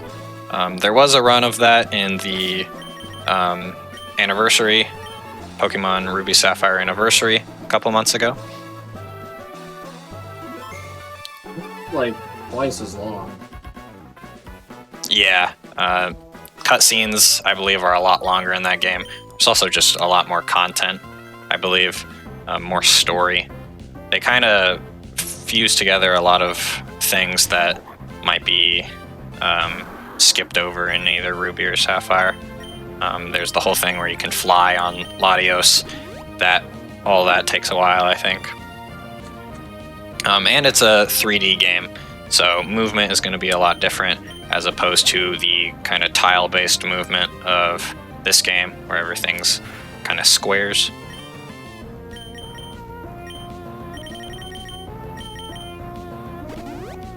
Quite as long. It's 3 hours, not double, but still significantly longer. Okay. Sort of a scary magnitude 10 there. Pretty nice that he healed beforehand, otherwise that would have been pretty scary.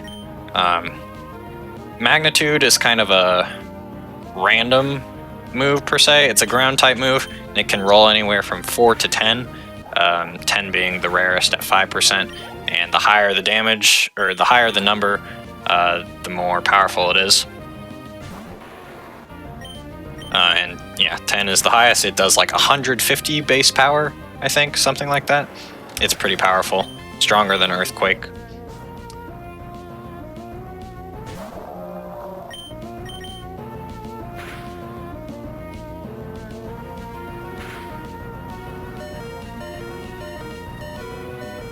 Scary critical into a confusion from Whalmer. That's a brutal combo. Luckily, I think Israr's okay on healing items.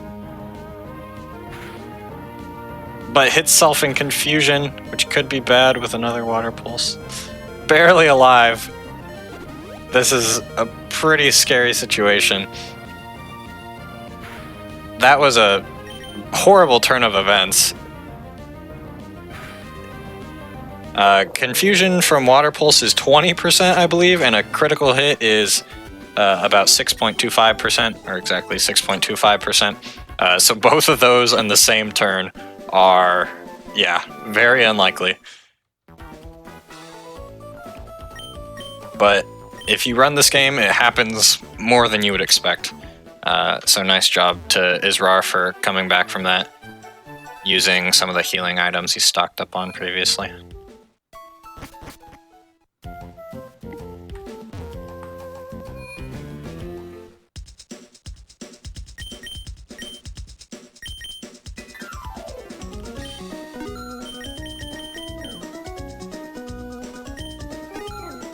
it's always a good idea to be prepared for the worst in runs of this game. There have been times recently even where I have been fighting that exact same Whalmer and missed 2 mud shots in a row, and it killed me, which is about a 1 in 400 chance to miss twice in a row. But that's just what happens, and you gotta be ready for it if it does.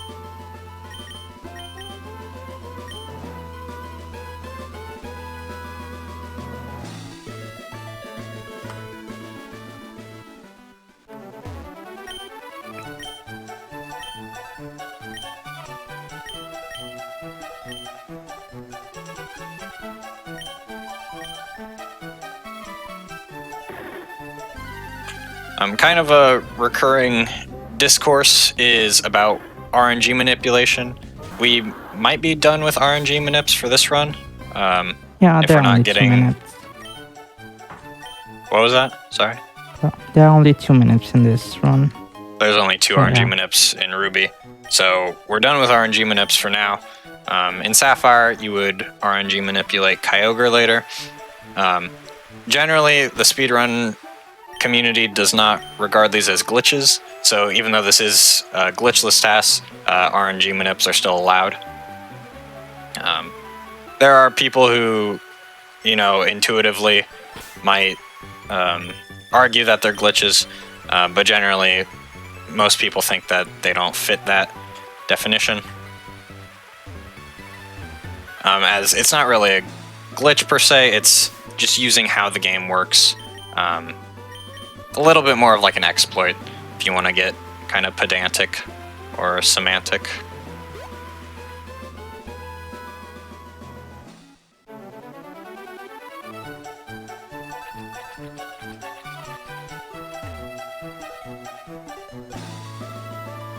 Sort of like things like bag manip. Like maybe it wasn't entirely intended for people to be able to pass those trainers every time. But it's not doing anything that kind of goes out of the bounds of like the game's normal functioning.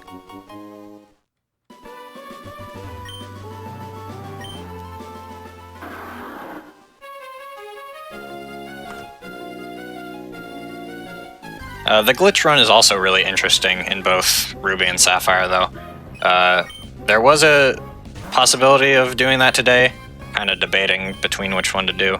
Decided on glitchless, just because glitched has a lot more things that are complicated.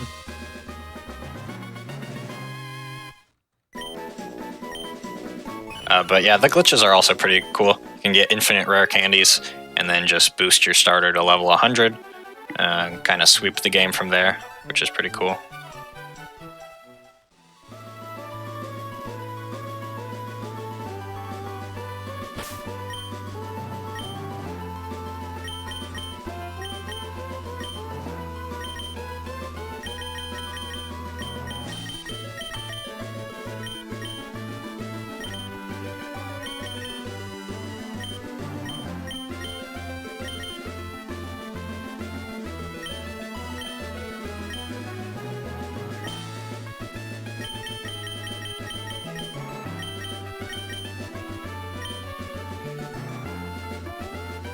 See there, that's another example of a bag manip, where you also want to do as many things as possible while you're in the bag. That trainer's not going to spin while you're in the bag or not, so you can spend as much time there as you need to, and then they will still be locked in place when you exit, so you can do all sorts of things, reorganize the bag, use a super repel, do all of that during that bag manip, so that you don't have to do those things later. You kind of do it all at once. This is another section where Tentacool is a possibility, even with these super repels that he's using. I think unless he's too high level now, I think it might still be a possibility. I don't think he's over level 35. But didn't get any. So saw a lot early, but I guess they ran out of steam. Couldn't keep up with our movement. I assume the quick detour into town was to load it for a flying location for easier travel out of here. Yeah, exactly. That's something I forgot to mention. But you saw he went further into the right, went just into that town, and I'm blanking on the name of the town now. But to access... Musty? No, that's the town after. Yeah. Lily Cove. Yeah. Lily Cove town. To actually fly to a location, all you have to do is step foot in that town. So where the little pop-up in the top left says, oh, it's Lily Cove. And then you'll be able to fly there later. Even though you don't have fly now, since you've been there once, you can go back there again. So rather than going through all this, going through Mount Pyre like we're doing, and then doing all of it again, except going to Lily Cove, you just step foot in there, turn right back around, and then you can fly there when you need to later. Saves a lot of time to do that.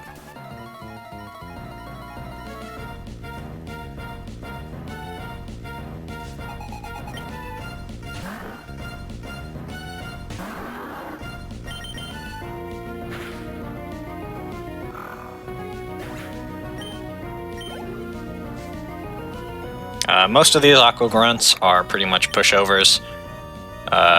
There's no boss fight at the end of Mount Pyre. There's just a little cutscene with Maxi. Or, I don't know if I said aqua on accident. Keep confusing them in my mind. These are Team Magma grunts. But yeah, not really any problems here. We just have to go up and talk to Maxi, get the red orb from the old lady, and then we need that red orb to awaken Groudon. Or blue orb. It's blue orb in this, I believe.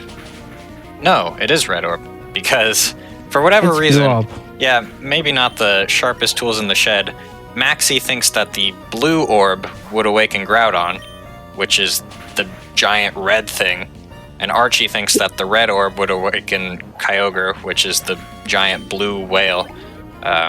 Yeah, so we get the other one, the one that actually makes sense.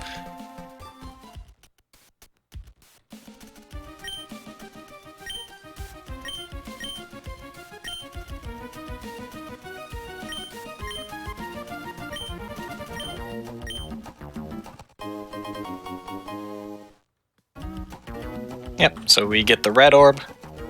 Gonna try to chase down Maxi.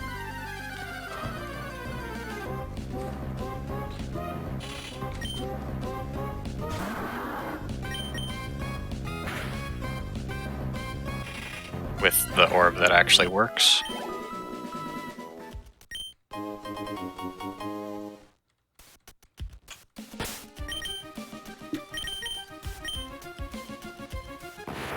And now, using our last use of Abra for the run, because after Winona, we'll be able to fly everywhere. Flying is a lot easier than teleporting, because you can choose where you go, instead of just going to the last Pokemon Center.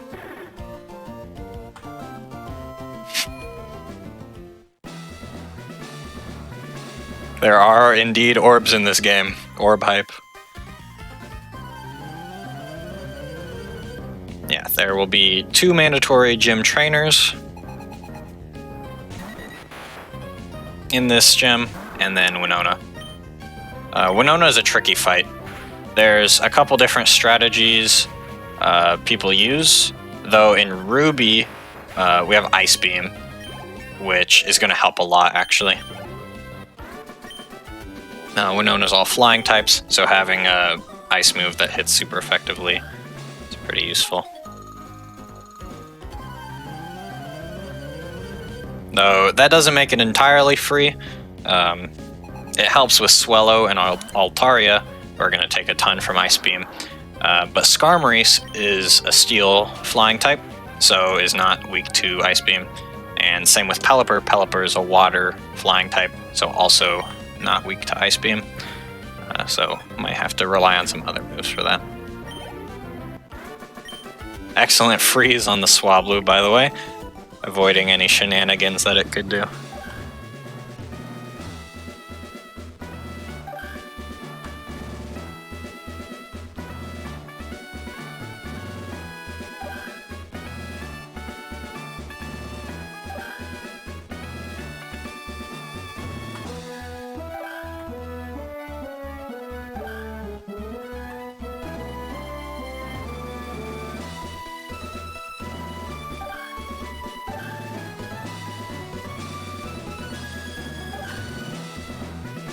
These puzzles are pretty tricky, actually. I just remember they infuriated me as a kid. There are times where I still second guess myself during runs because, yeah, there's a lot of stuff going on. But once you learn the movement, they're pretty predictable.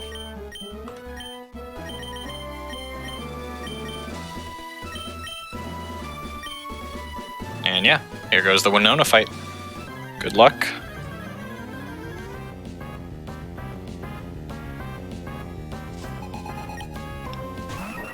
Now this Swallow is a bit of a troll. It has double team, which we see there. Raises evasiveness. Anything that affects evasiveness or accuracy in any Pokemon game is, people know, is the most annoying thing ever. And in this case, it's not any different.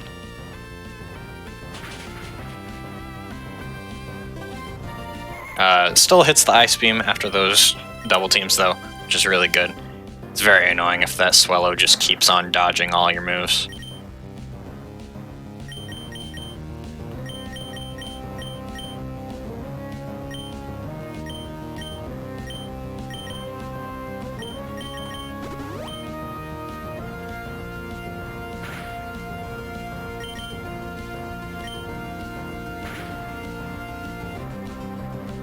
Actually using a Lepa Berry there to get back all of our PP for Ice Beam, which is something you do not pick up Lepa Berries in Sapphire, so that's a kind of Ruby specific strat. And barely missed out on the 2-shot from Ice Beam. That's unlucky, because Pelipper's now going to heal. That really looked like it had a good chance to 2-shot. It was barely at half HP. It's close.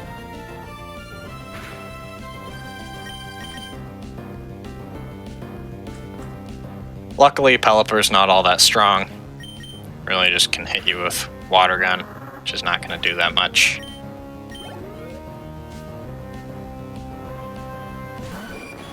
What makes this fight actually much scarier than Sapphire is we're not evolved here. In Sapphire, you generally will use all your rare candies first, go to level 36 before even entering the gym, and then you'll have Swampert. For this, Swampert's a lot stronger, a lot bulkier, makes the fight a lot easier. Now, Ice Beam is 4 times effective against Altaria, and is going to just be a clean one-shot. So overall, not too bad of a fight. A little scary with the Pelipper, but made it through.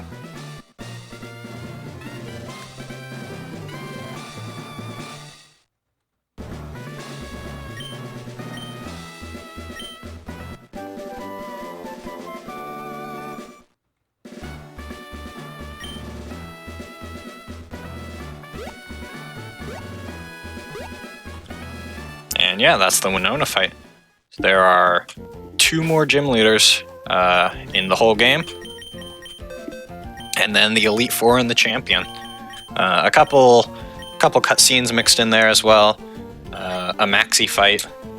But other than that, it's really only a few big fights left in the run.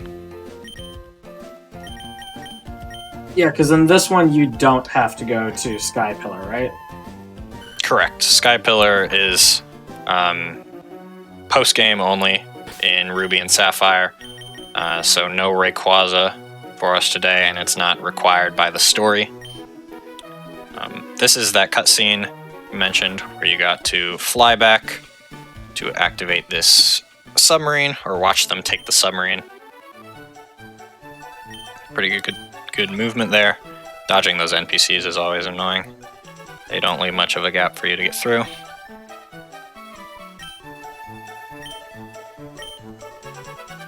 And then you'll see right after this, we get to fly right back to Lily Cove, even though we didn't really spend much time there. Only went in there for about 1 second.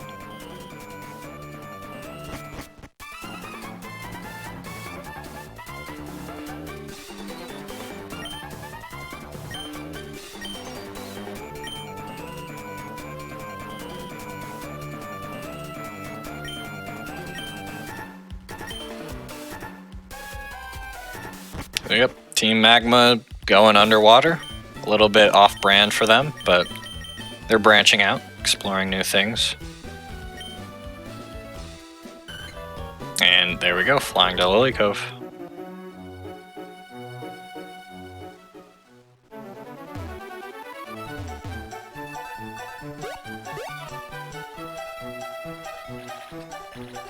And now those Whalmers are not in the way to go into this hideout. This is Aqua hideout in Sapphire, Magma hideout here. This is significantly different from Sapphire, so I don't know too much about the layout of this particular area. I'm assuming it's not too different in terms of you've got these little warp platforms that take you places, and you just got to get through it, and then there will be a magma admin fight at the end.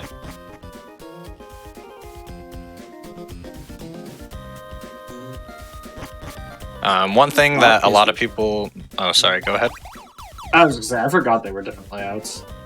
Yeah, that threw me off for a second. I was like, oh, there's supposed to be water there. Yeah, there's a lot more water in the Sapphire base. One thing that'll be nice about this route compared to Sapphire, though, is this is where you would normally get the Master Ball. The Master Ball is not technically required for Sapphire runs. There is a RNG manipulation you can do to catch the Kyogre with a Great Ball, but it is very tricky. There are a lot of people, even sub 2 hour runners, very competitive runners, that still do the Master Ball strat. But because we're not worried about catching Groudon in this, we will not have to go out of our way to get the Master Ball.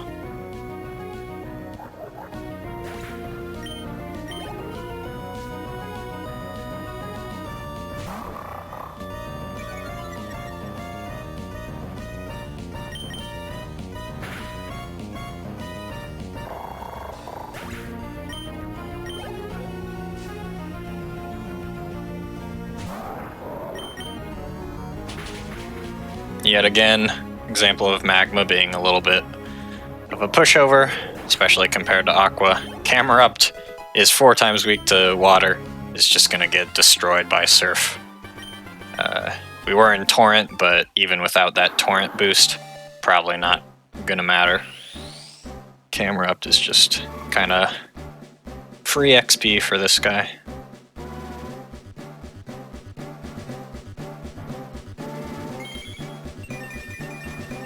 And that's our final evolution of the run.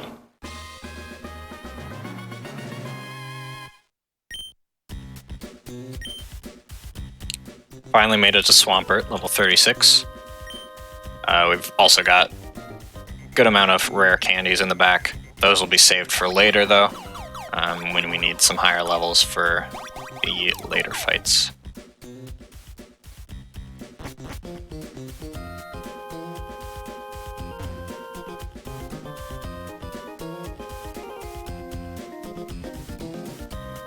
Swampert's one of my favorites of all time. Also just incredibly strong for the purposes of this run.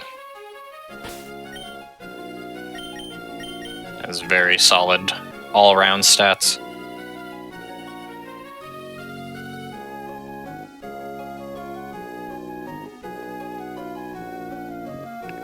And now we are headed to Moss Deep. Those NPCs kind of cleared out after going through that base. Now we can go through all this. Good job dodging that house there. It's very easy to accidentally get off your surfer there and run into that house.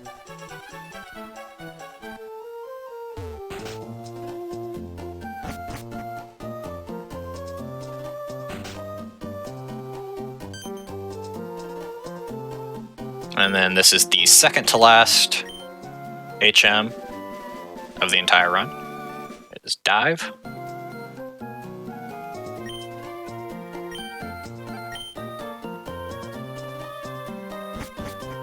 Dive is one of the coolest HMs ever, in my opinion. I love going underwater in these games. I love the music of Dive. Very, very cool. Yeah, I think Dive was a really cool mechanic, and I'm sad they got rid of it. Yeah, I wish they'd bring it back in some of the newer games. That would be very, very fun.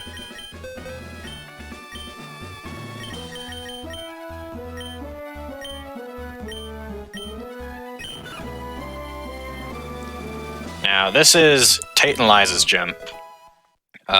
This is the only required double battle in all of Ruby / Sapphire, which makes things, I would say, twice as complicated, but it's probably more than twice as complicated, just because you actually have 4 Pokemon on the field instead of 2, but there's just so much more stuff that you have to keep track of,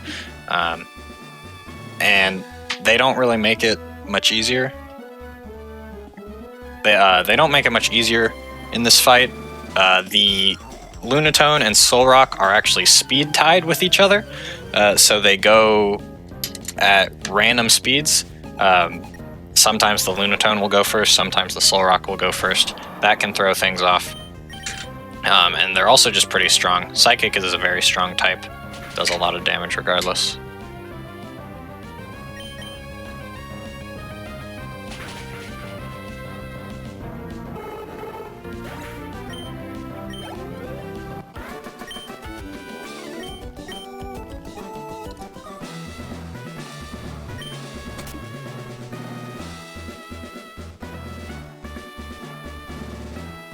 As long as we remember to flip every switch in this gym, should be fine. It's basically just a game of flipping all the switches, but these arrows are kind of a pain to figure out.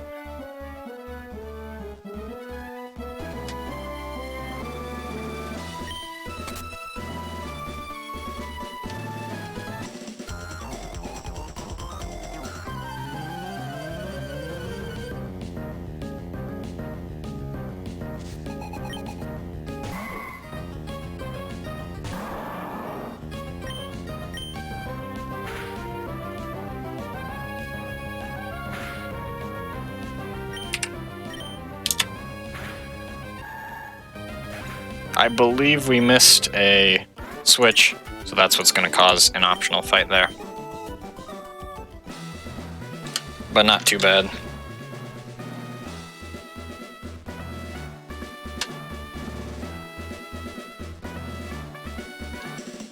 This is a different layout than in Emerald, right?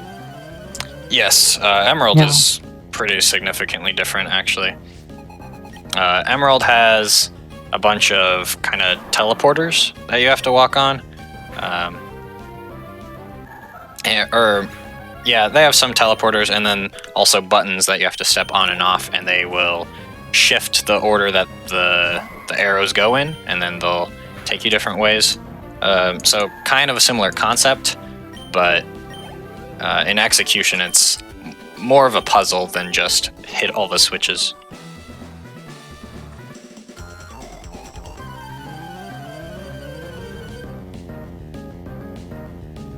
So yeah, that one switch that we missed kind of sent us on a chain reaction, so now we're gonna have to fight a few optionals to hit the last switch.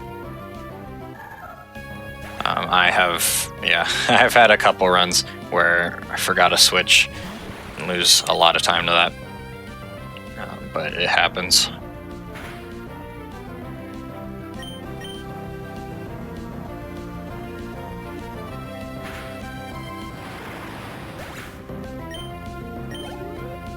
Kadabra going down okay. Surf is still just a super strong move.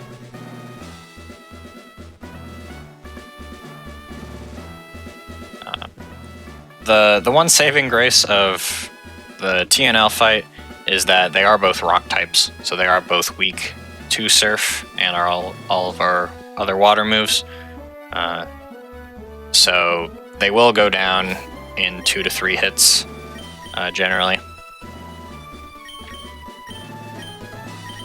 One thing to watch out for during this fight is Solar Beam.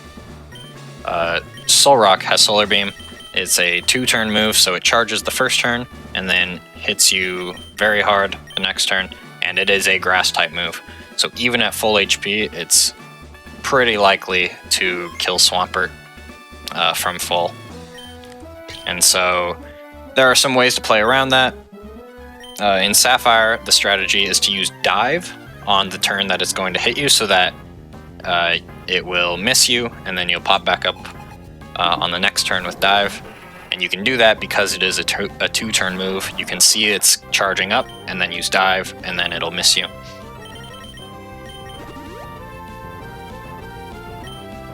And here's our use of Cast Form. He's a little low leveled, but he's trying his best. Ooh, taken out with a rough Psychic. Cast Form can live a Psychic from Lunatone, from Solrock, but not from Lunatone generally. It might always die to Lunatone Psychic. So, unlucky first turn for Cast Form, but he tried his best.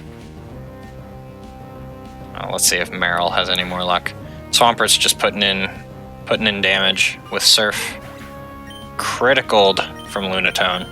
Lunatone is destroying all of our other Pokemon. And will Solar Beam kill the Swampert? It does. I believe there's ways to play around that, because we have 2 Revival Herbs left. We are good. Yeah, this is another strat that can kind of play around Solar Beam. You have those revives. Just gonna use those 2 turns, heal the Swampert back up.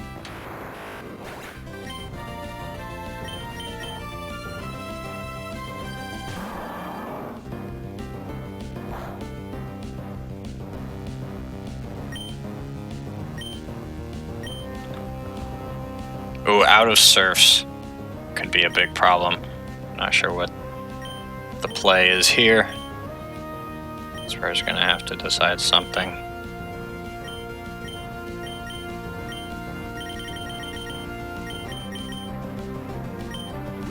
Does have a max ether left over. He's gonna have to spend a turn on Surf.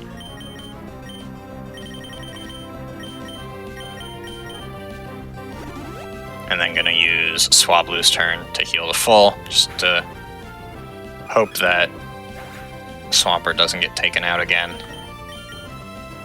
He's only got that Zigzagoon left in the back, so this is kind of a tricky situation.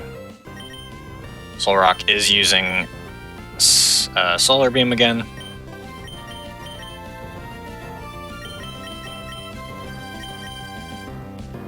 This is a pretty sticky situation,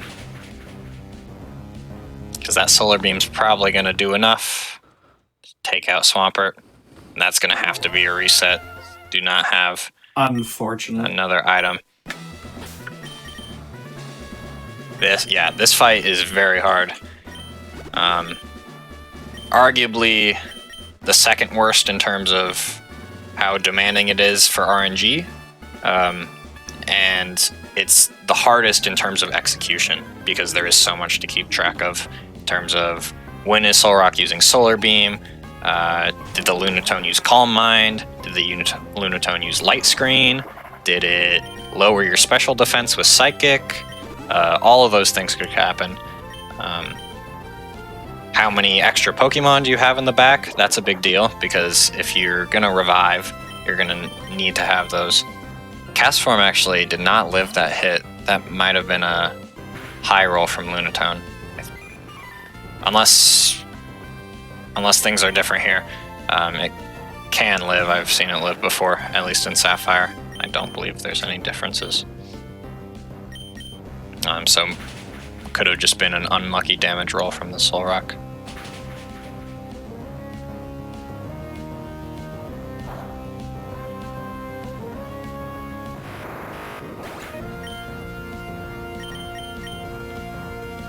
Not getting targeted from Solar Beam this time is going to at least guarantee that Swampert's going to live a little longer. Another thing that goes into this fight is who does each Pokemon target. So Lunatone and Solrock essentially target randomly. I think they do target randomly. And then if they see a move that'll kill, they will go for it. Meaning if Solrock targets Swampert, it's most likely going to go for Solar Beam.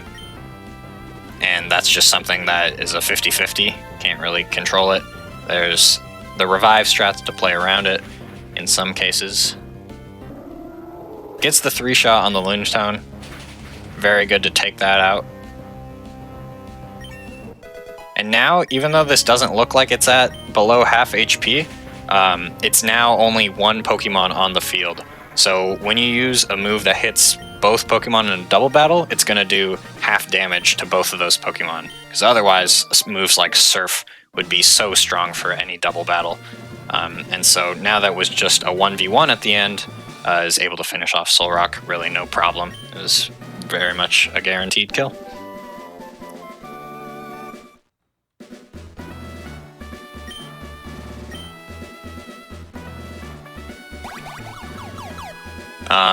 We're at a little over 2 hours. Is there a place, Israr, that you'd like to schedule a break? I don't know if we have to now. We can do it right now. Right after TNL. Is that okay with you, Church? Yeah, we can take a break right now, no problem. Sounds good. Good way to end it. Successful TNL fight. Yeah, right after that unfortunate crit. Yeah. Alright. So during these long runs, we like to take a quick break every hour or so, just to make sure everybody can get some water, stretch, anything they need to do. Just a quick reminder before we go take our break. If you're ever on YouTube watching this, be sure to check out our live shows at twitch.tv/gamesdonequick if you're interested in any of our live content. Starts at 7 p.m. Eastern on weeknights, and weekends it starts at 1 p.m. Eastern. Also, you can hit the like button and subscribe to the channel if you're ever on YouTube. With that said, we'll be back with a quick break.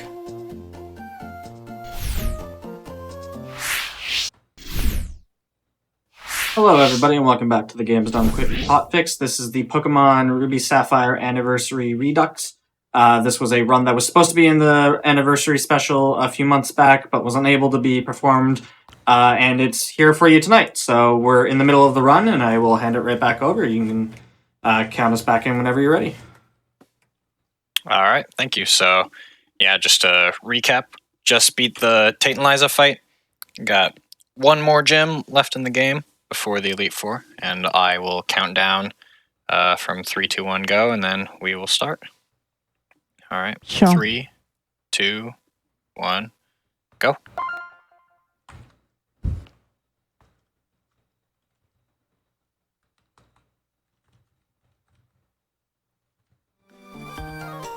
So yeah, right back into it.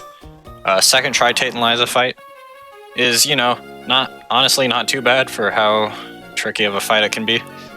Especially when you're doing all this in one run, no resets. And we are approaching the last Team Magma sequence of the game, going to Seafloor Cavern. First use of Dive. Get a couple times to use it. I'll let you appreciate the music for a little bit.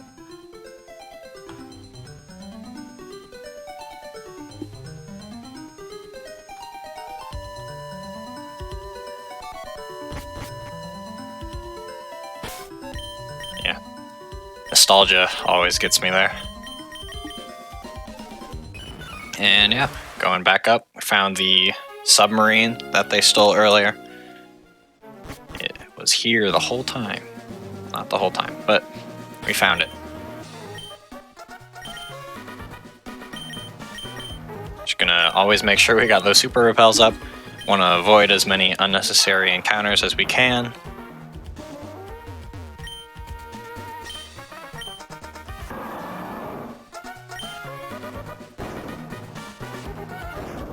Quite a few strength puzzles throughout Seafloor Cavern. There are some that are pretty straightforward, and then some of them that are pretty tricky. Not only in terms of like puzzleness, like how confusing they are, but in terms of movement, doing them quickly is very hard. Because you mess up once and you push a boulder in the wrong direction, and bam, you gotta go back out, restart the room, do it all over again. So yeah, generally on those harder ones, it's a good idea to walk for a step or two instead of run, just to make sure.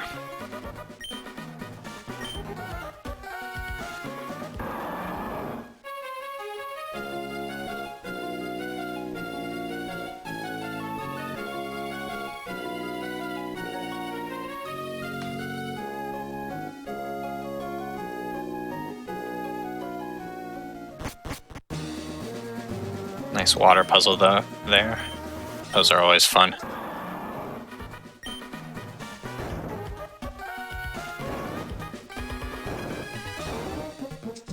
These puzzles are pretty tricky. I've messed those up on runs before.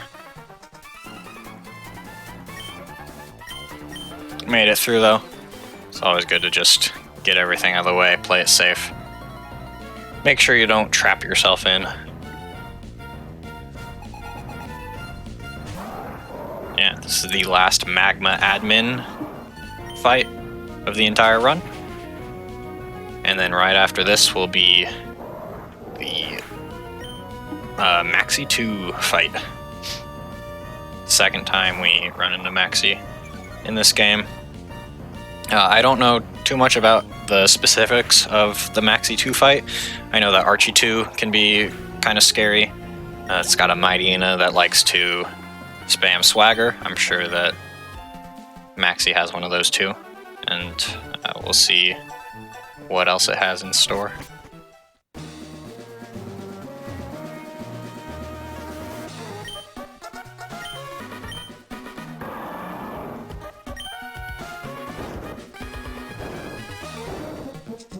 One of the biggest threats for Archie, I know, is Sharpedo at the end. That's Archie's ace, but I'm assuming that Maxi here in Ruby will have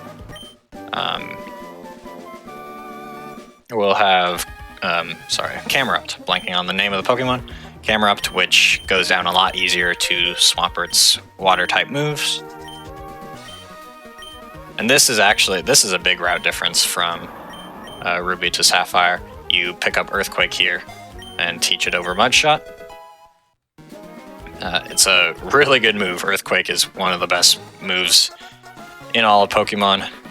It's just very strong. Ground is a good type.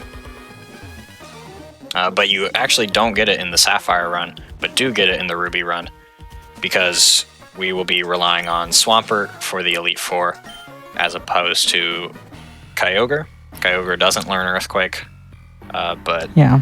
Swampert does, and getting that same type attack bonus, ground stab, with Swampert is going to make those Earthquakes hurt a lot, even on the Elite Four, I'm sure.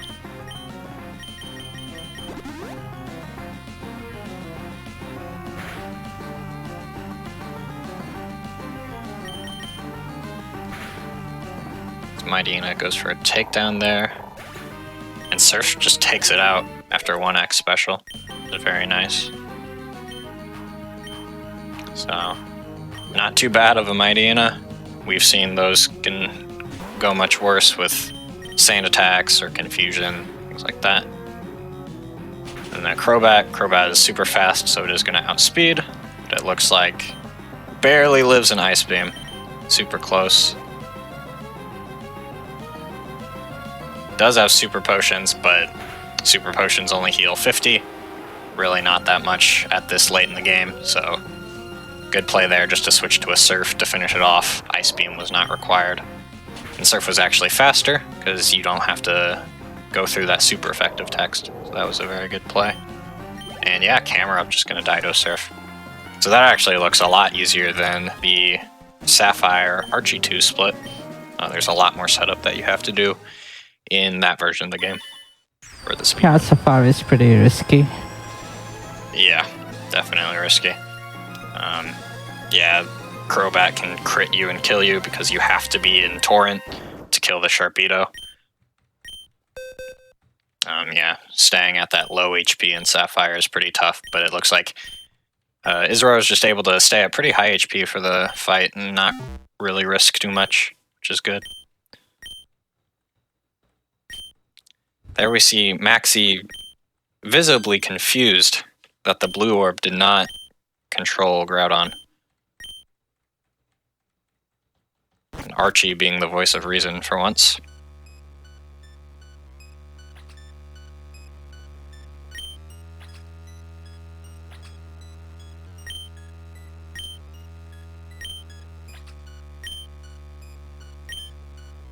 Really kind of creepy music here. I really like the both legendaries' music though. After you awaken them, and they start their droughts / rain. It's very intense. And yeah, now we gotta go calm him down, clean up Maxie's messes for him. After he just started ending the world. And we will surf to Sutopolis, which will be the second and last use of Dive, use of the Dive HM in this run. And then we fight the 8th gym leader, and then we're on the home stretch, the Elite Four.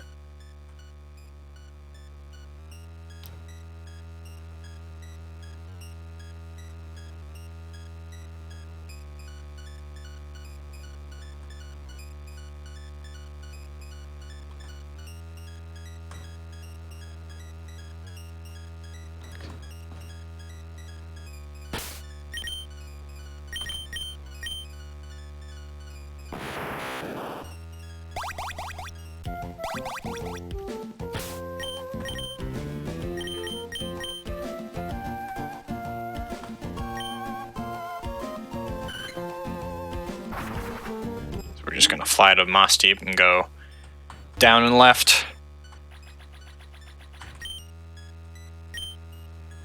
And then do a little bit of moving through the Cave of Origin, find ourselves Groudon, and then we will actually not be catching the Groudon in this run because he doesn't really cut it for the Elite Four, unfortunately.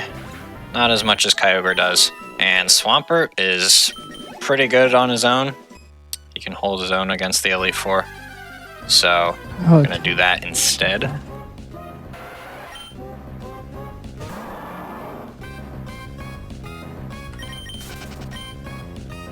And then after that comes the dreaded ice puzzle in Wallace's gym. I have not so fond memories as a kid of messing that up over and over. And I've also messed it up on runs because it's a very weird puzzle. And if you make one wrong step, you just have to fight a whole bunch of trainers. There we go, made it to the entrance. Quick dive that time.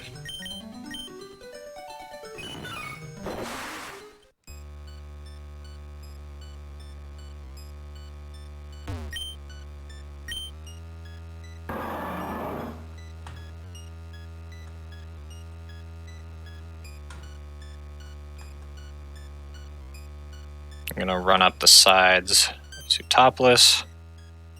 Nice movement there. Then we just go through some cutscenes, some text boxes for a little bit.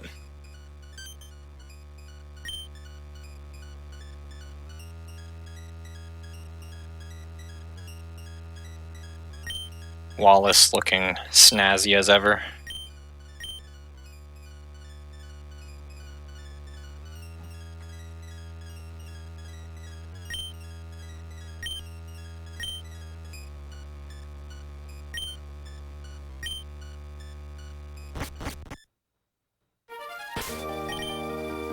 And this is the Cave of Origin.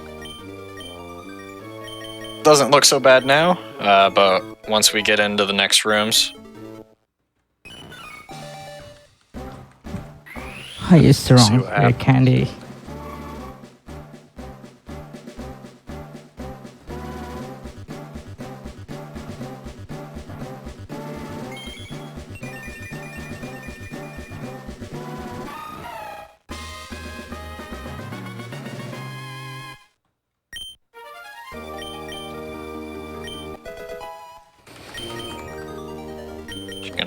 Use up the rest of our rare candies.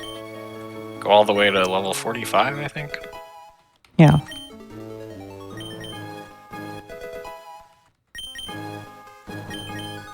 Which is actually what level you would catch Groudon or Kyogre at, I believe. I think it's 45. So, really, Swampert is about on par in terms of levels. And yeah, this cave is dark. Harder than Granite Cave, by far. The only other cave really in the run. Doing this just by running is hard enough. Doing this with Mach Bike is very, very hard. Takes a ton of practice, and yeah, still like near impossible to do a perfect Cave of Origin. And that is the last HM. You just kind of find it in there, so if you don't pick that up, you're in trouble, but...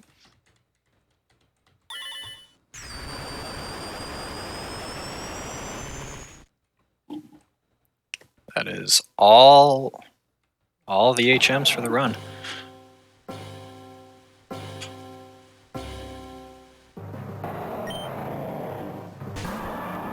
Yep, level 45, same level. And there's our boy. Actually, it doesn't have gender. Genderies don't have gender.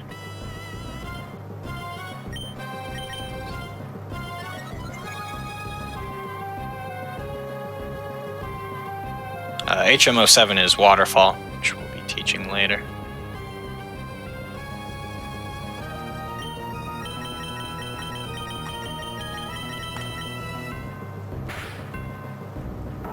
Slash gonna kill there.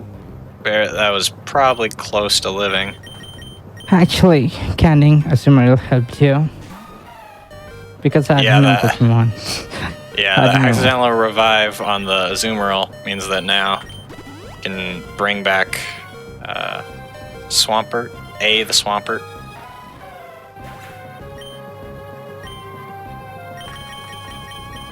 I could catch Groudon, but it's of no use really.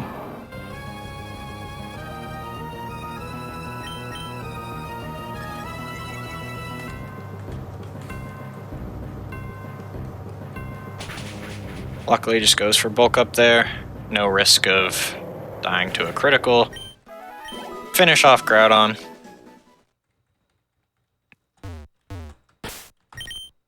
And it sinks back down into the lava, I suppose is what happens there. They don't really show you, but...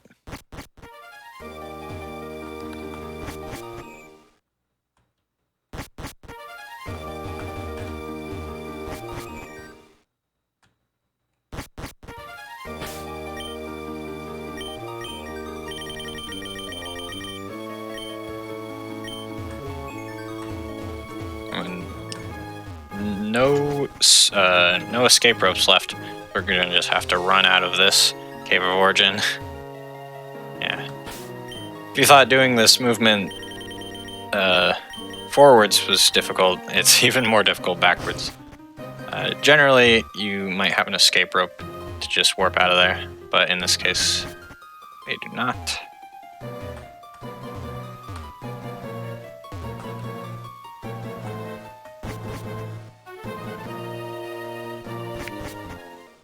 Made it out though.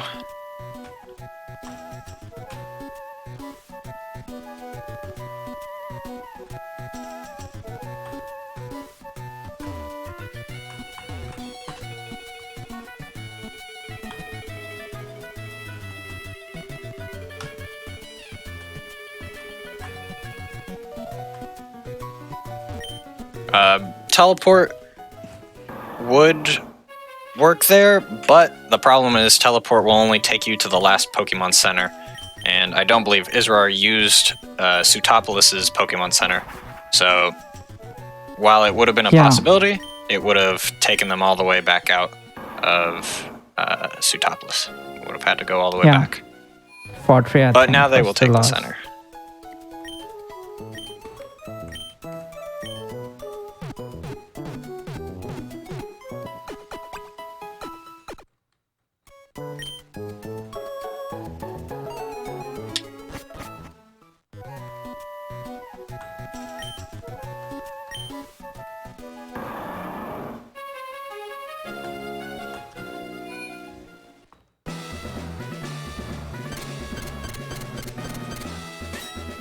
Here's the ice puzzle.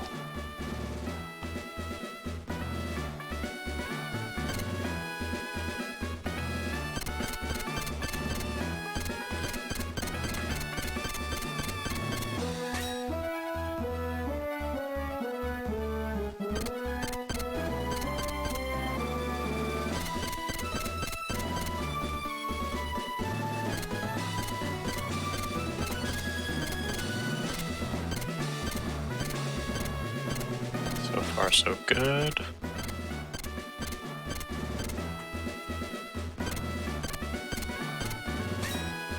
A little scary there, not walking because of the turn frames, but made it. No falling into the pit today. Very nice.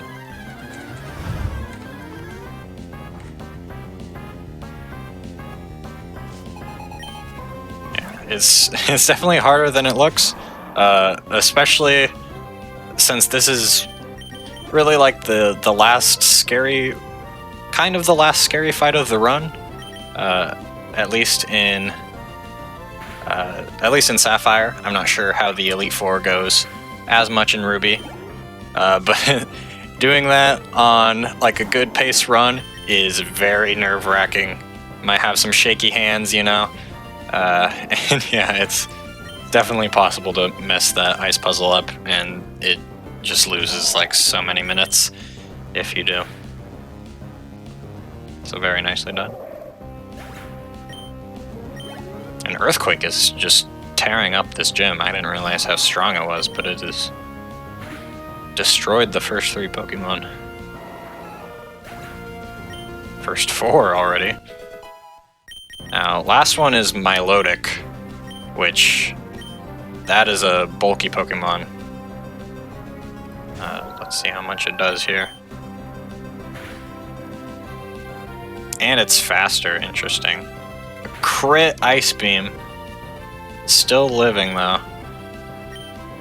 Earthquake almost one-shots, very close. Wallace is gonna heal. Still doing okay. Not getting the one-shot. Looks like it's close. But as long as it doesn't get frozen by Ice Beam or confused or something like that, should be a good fight. Oh wow, and got the kill on the last one. Very nice.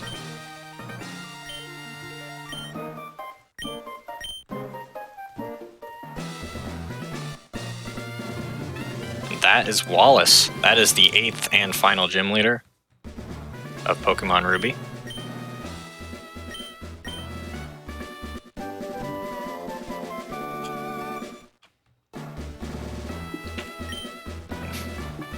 Very nice high roll.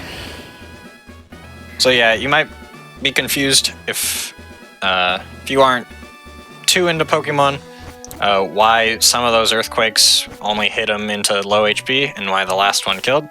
That's because there are damage ranges in Pokemon just to make things a little more random and less predictable. And so there is a kind of range of damage that each move can do anytime you use it. And so it looks like you got one of the higher rolls on that last one and got some lower rolls on those first 2 Earthquakes.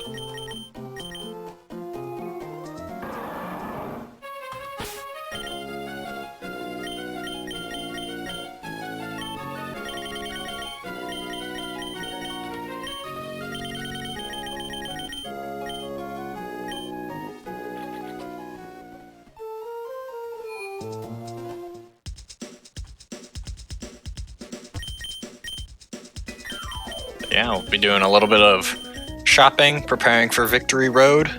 Just making sure we have all the things we need. Because yeah, Swampert is not gonna carry through the Elite Four as easily as something like Kyogre might in Sapphire.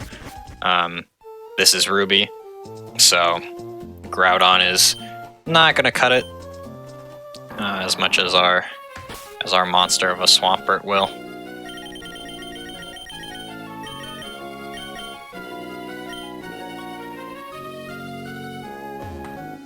Just buying a few last repels, get us through the rest of the game. Victory Road is also pretty tricky in terms of movement. It is a cave, so it's dark for all of it. We don't spend time picking up Flash, because it's pretty slow. Oh no! Unlucky swimmer. Just out there in the middle of the ocean.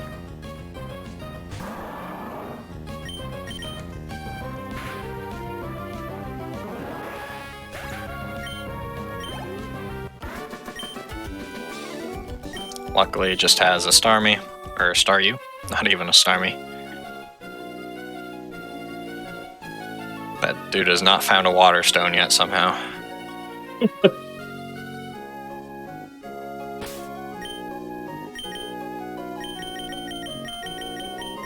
And this is where Israr will teach Waterfall.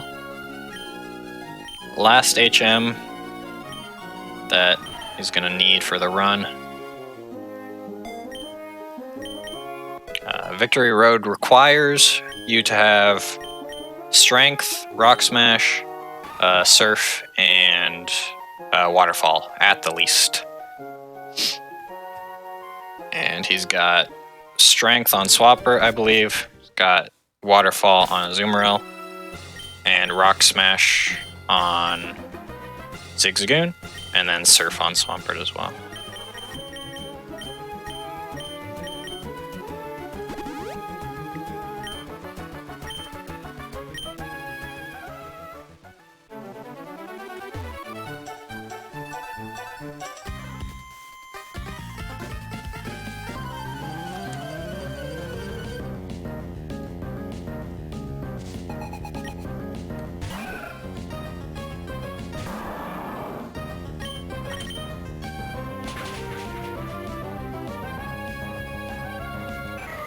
Having Ice Beam is so nice. It's such a good move.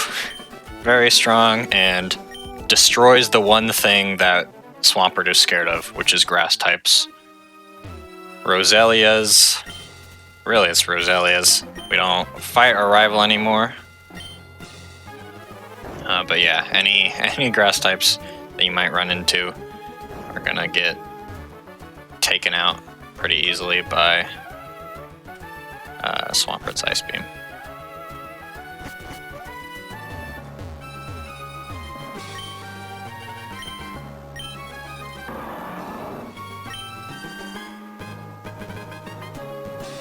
Yeah, if strength puzzles didn't seem hard enough, doing them with basically 2 blocks of vision in any direction is really hard too. Even harder.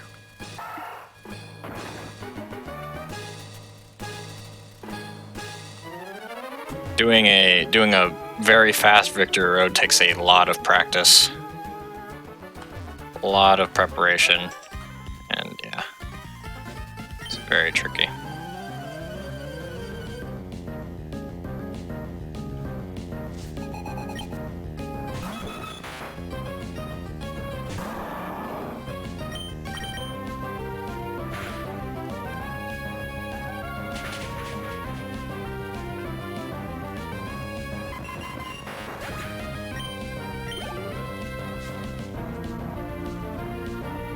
Now, Swampert's most lacking stat, at least in comparison to the rest of its moves, is its speed. It's got some things to be desired in terms of speed. Everything else is pretty solid. But being slower than things does create problems. If they've got a super effective move, like if they've got a grass move, that's a problem, because grass is going to tear up this Swampert. Or if they've got status moves, something that paralyzes, puts you to sleep, anything like that could be a problem. Because if you're slower than them, it doesn't matter how strong you are, right? If they get to go first and put you to sleep, there's not much you can do. So that's going to be something that will be a big part of the Elite Four, I'm sure. As I might have mentioned, I don't know too much about the Elite Four routing or strategy with Swampert, so I'll kind of be watching it for the first time with you all. But if I see things that I know about, I'll try my best to point them out or explain them.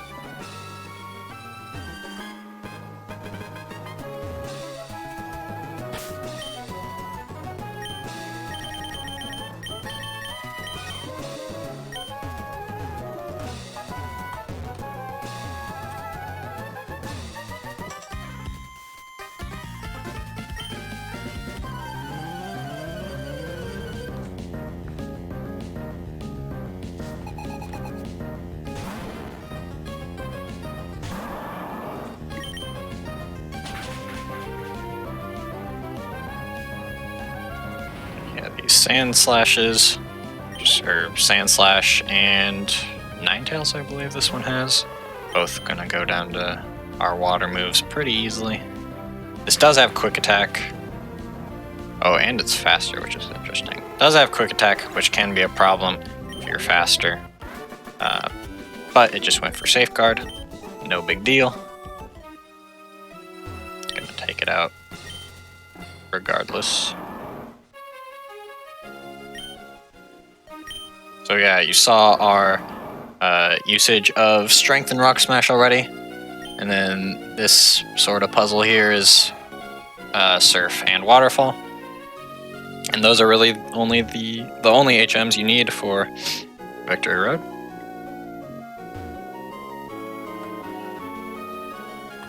And then coming up in a couple more battles is the Wally fight. First kind of real Wally fight where Wally has an actual team, not just a Ralts. He evolved it to a Gardevoir. Got some actual Pokemon too.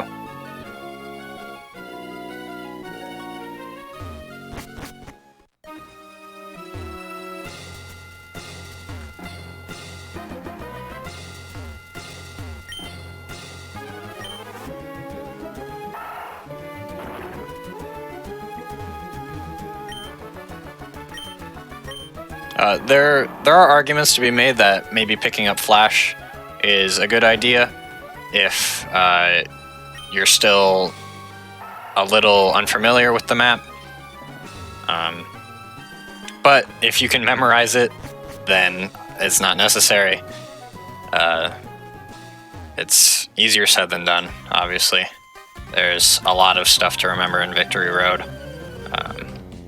I've been running Sapphire, which is the same layout as Ruby Victory Road. I've been running it for like 2 years now, and I still have not memorized Victory Road. It takes a lot of time and a lot of practice.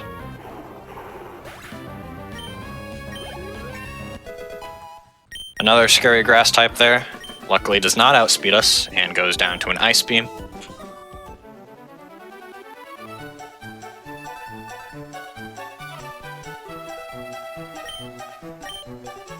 And here comes Wally. Finally built a real team.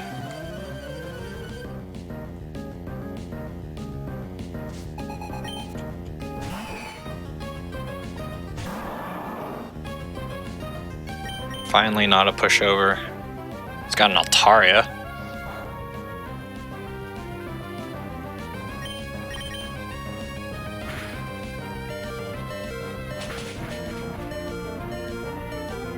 Which Aerial Ace is not going to kill. Would not even have killed with a crit, I don't think. And being 4 times weak to ice, will go down with an Ice Beam.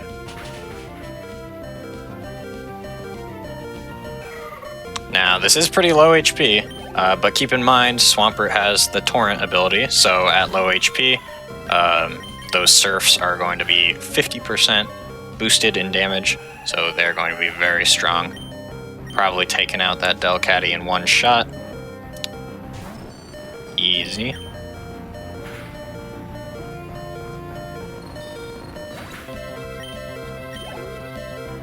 Even Magneton going down to a Surf. Earthquake not even necessary. Swampert Surf is just that strong, especially with Torrent.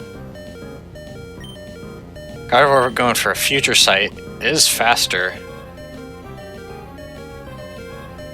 Luckily, Wally only has a Super Potion, does not heal to full, and so the second Surf should finish off the Gardevoir. Wally's final Pokemon. And yeah, overall not a bad Wally, it seems like. That is the last fight before the Elite Four. We are really in the home stretch now. Evergrande City. And the Elite Four Pokemon Center.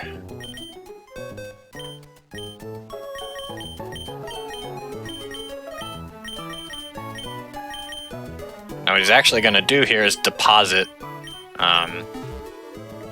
his Pokemon. And he's actually going to deposit his Swampert. You might be thinking, what? He needs a Swampert. Well, don't worry. He's going to take it back out because by putting it in the PC and then leaving and then taking it back out, it heals it.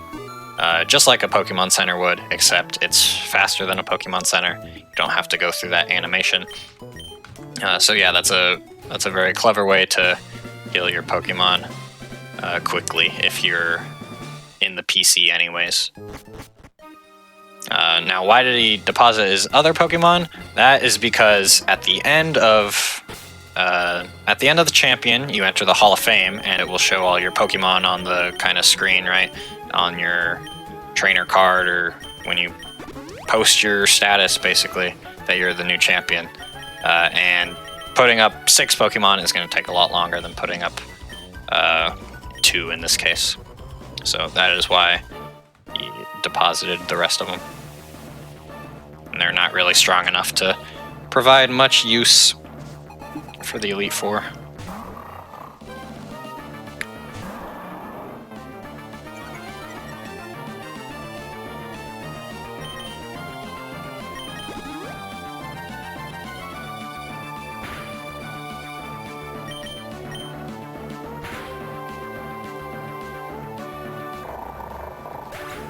Setting up one X special there. It's gonna boost those Surfs big time. And Sydney's not too much of a problem. Does have a couple grass types, but it looks like Swampert will outspeed the Cacturne. Cacturne's pretty slow. Dies to an Ice Beam pretty easily.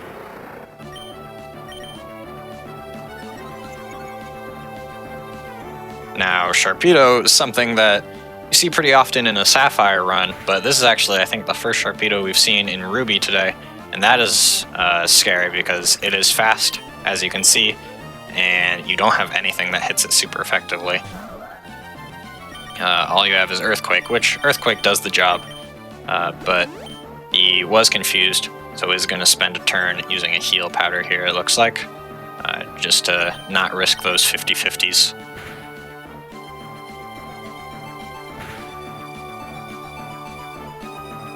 Absol setting up a lot of damage thanks to Swords Dance, but it does not get the crit. A critical hit might have finished off the Swampert or brought him down very low. Not sure which. But takes it out with a Surf, Surf. And then hopefully this Ice Beam misses, unfortunately. This Shiftry's being a little bit of a troll. Hits the second one, so not too bad. And that will finish off Sydney's final mod. That's 1 out of 4 Elite Four members. 1 down, 3 to go. And then the champion, of course.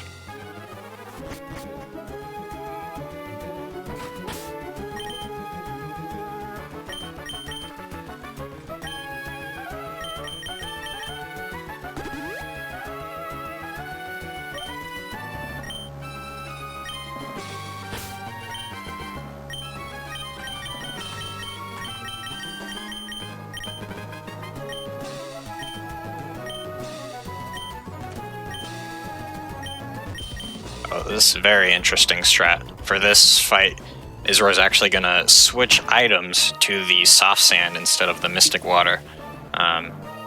For those that don't know, there are a couple items in Pokemon that will boost different type moves. So mystic water will boost your water type moves by, in this generation, it's 10%.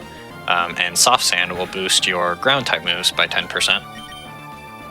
And it looks like for this fight, Isra is going to want that extra damage on his earthquakes rather than his surfs, probably to get some kills that otherwise wouldn't happen if he still had that mystic water.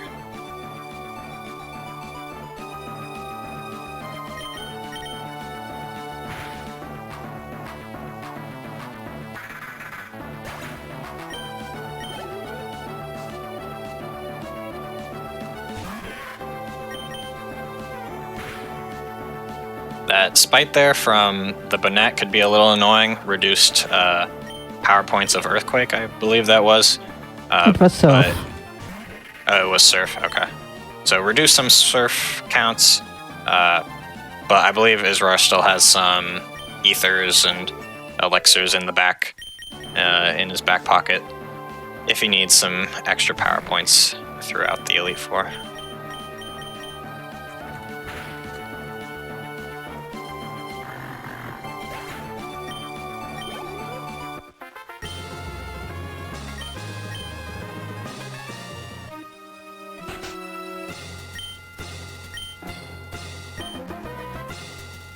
Overall, pretty clean Phoebe. Earthquake just tearing through. It is pretty crazy how much Earthquake does coming off of that same type attack bonus. Ground-ground combo. Yeah, it looks like he's got an Ether for Earthquake.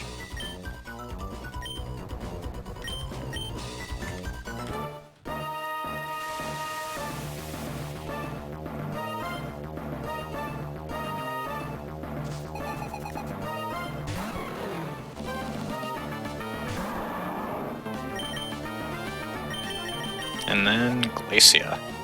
In the Sapphire route, using Kyogre, this is the scariest of all of the Elite Four, including the champion. But with Swampert, we'll kind of see how this goes. Earthquake is probably a helpful tool for taking out those bulky ice types.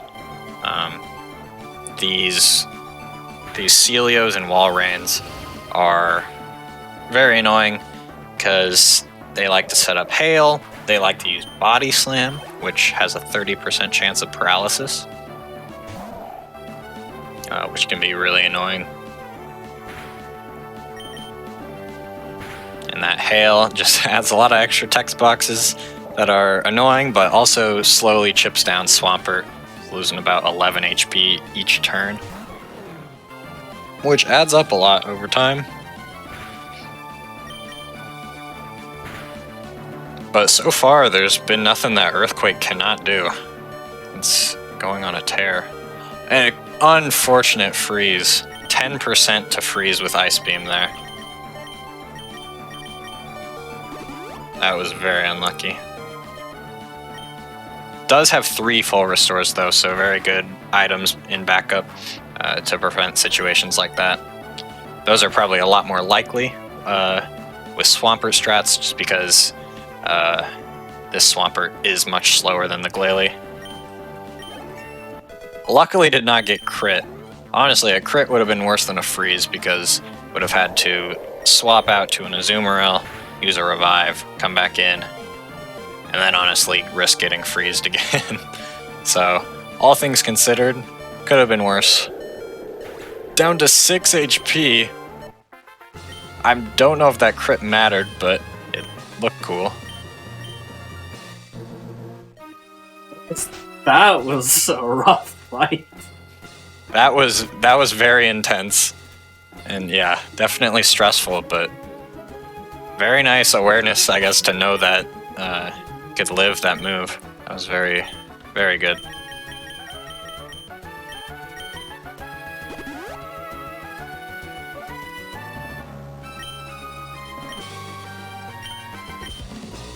Yeah, healing all the way up to 175. Or 175 HP.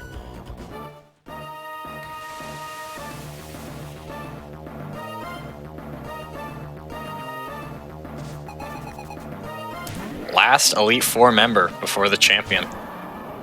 Drake. This is where Ice Beam is very important. Because otherwise, what are you going to do? You got Earthquake, which is going to do a good amount, but his ace, Salamence, is a flying type.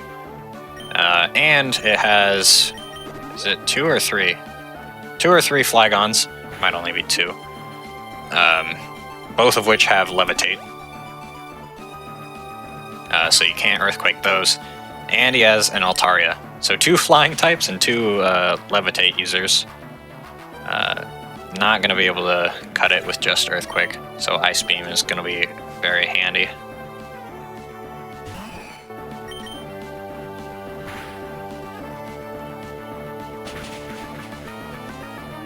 Now Dragon Breath can paralyze. Did not get it, luckily.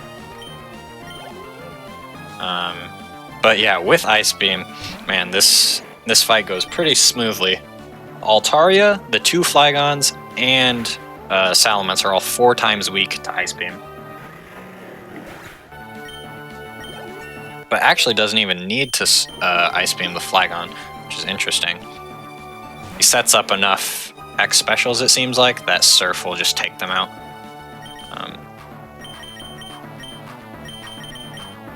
Which, like I mentioned before, that avoids the super effective text box.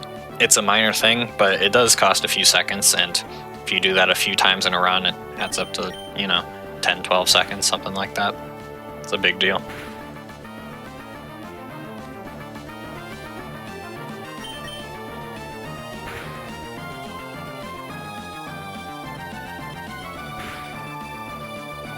Yep, and there we see a paralysis from Dragon Breath. So kind of seeing now how the slow speed of Swampert can be pretty punishing compared to other strats where maybe you would try to use Groudon, or in Sapphire you would use Kyogre. Both of those don't suffer as much from those speed problems. Luckily, still got 2 full restores, 1 now, but full restore is gonna bring him back. Crunch is not gonna do all too much at all.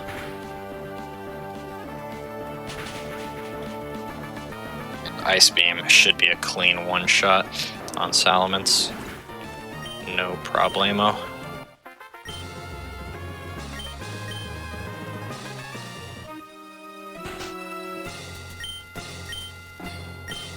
And that is the Elite Four done. It is just the champion now. That is the last fight in the game. Now, I have no idea what the champion fight looks like for Ruby. In Sapphire, you're really only worried about the first Pokemon, and after you make it past that, that's the game. So I'm excited to see what the strat will be here.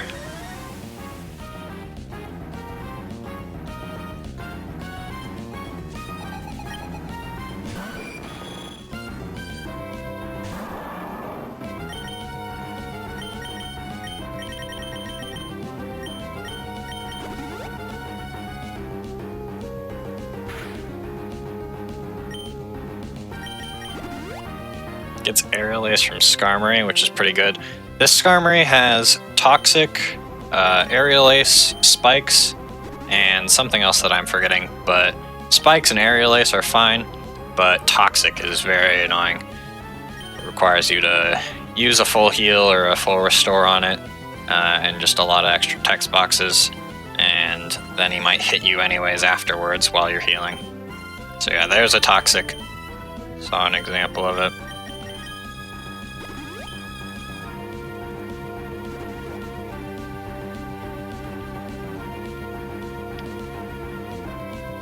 He's totally fine on healing items though, even if he gets toxic again. It's got quite a bit of healing items left.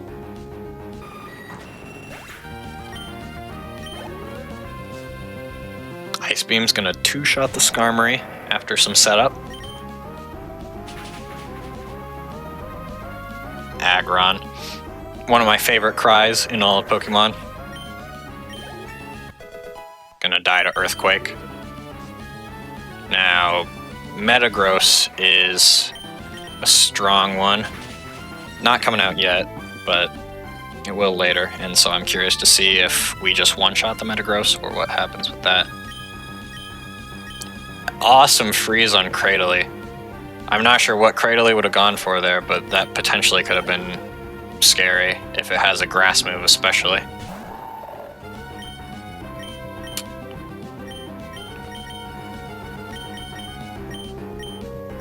It's got one Ice Beam and one Surf left, so actually a little too low on power points, so there are 3 Pokemon left.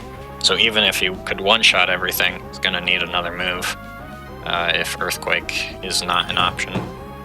And Light Screen and Reflect is rough there. So now special defense and regular defense are doubled for a few turns.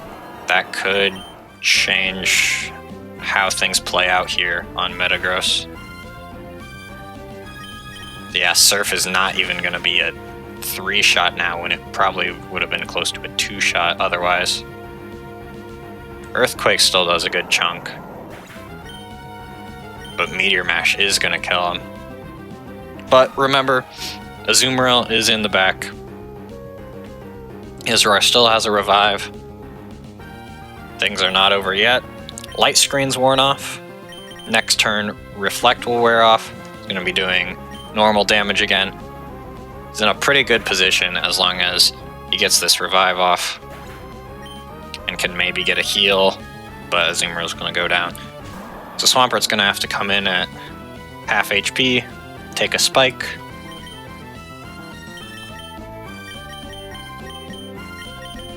Reflect is gone now too. And Isra is just going to opt to heal to full, make sure he doesn't die to any shenanigans from Metagross. Earthquake would have done a lot there. And still did do a lot, but maybe would have killed otherwise. And Earthquake's enough to do it. Thankfully, no more Reflect.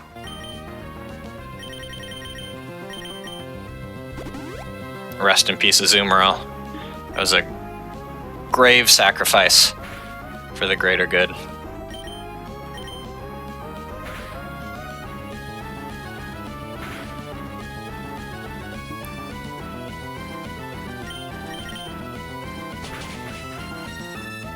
Some scary crits here. Does Surf finish off Armaldo? It does. Gets the kill, and I believe that is it.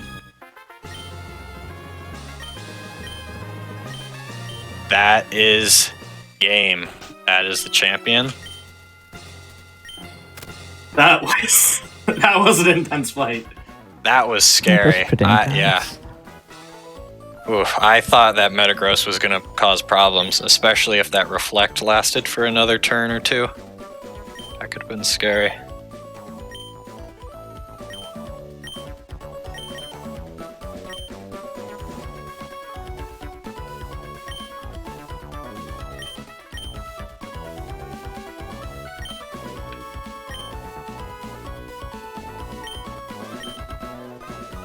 Time will be in a couple minutes after we go through the Hall of Fame.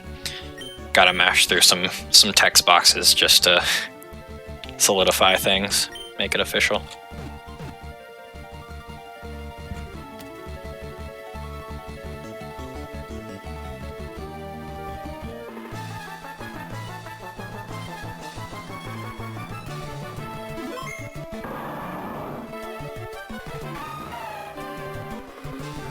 And looks like we will end at right about 3 hours, so excellent play with Israr keeping us right at estimate.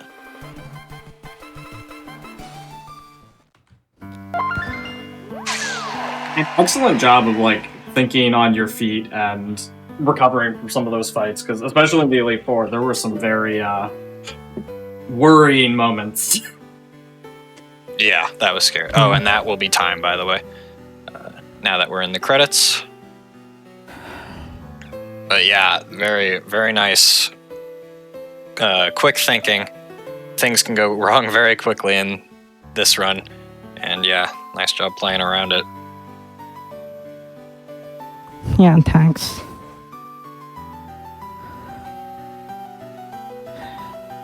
And thanks for the GTS everyone, and thanks for the commentary, Blue Magma. And thanks for hosting me. It was a fun run and quite intense.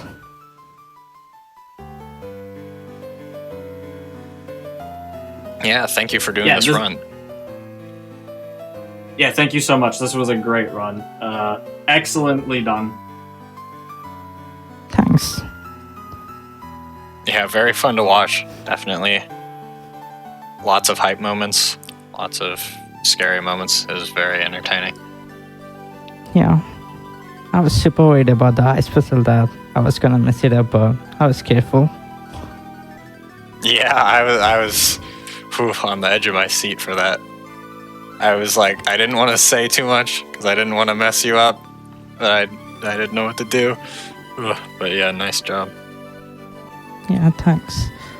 Also, data analyzer optionals kind of helped me in a way that I didn't even need to use rare candies until like after Groudon. So yeah, that kind of helped me a bit in the route. Although they were optionals. Oh, interesting. So the extra XP from hitting those extra trainers in Tate and Liza changed how you played for some later fights? Yeah, or like and I was supposed to rare candy at Fiona, but I totally forgot, but it still played out well. Ah, interesting. Okay, yeah. I didn't notice a difference. It seemed like you played around it pretty well. I didn't, Yeah. I couldn't tell that things were like going bad. Yeah. Also, the Azumarill rare candy actually helped me quite a bit. Yeah, because otherwise that revive would not have been an option. I was Yeah. Yeah, kind of a blessing in disguise there that Azumarill got a rare candy on accident. Yeah, Azumarill saved the run like multiple times. Azumarill is the true MVP of this run. Yeah. Yeah. It was a fun run. Deserves more appreciation. Yeah. Yeah, Ruby looks really fun. Right now, obviously, I'm big into Sapphire on the grind, but I would be very interested in switching to Ruby at some point. I've been inspired by this. It would be great to see more Ruby on us. They're like very less. But check out jobs on this one and show off Ruby a bit more. Yeah, it's definitely an underappreciated category, I would say. Yeah. Just because, people like Sapphire because it's faster. But, I mean, faster is not always a more fun speedrun. There are plenty of runs that are several hours that are just as fun. Yeah. This is the thing I love about altmains as well, that you can release yourself and play around some fights if they don't turn out how they turned out to be.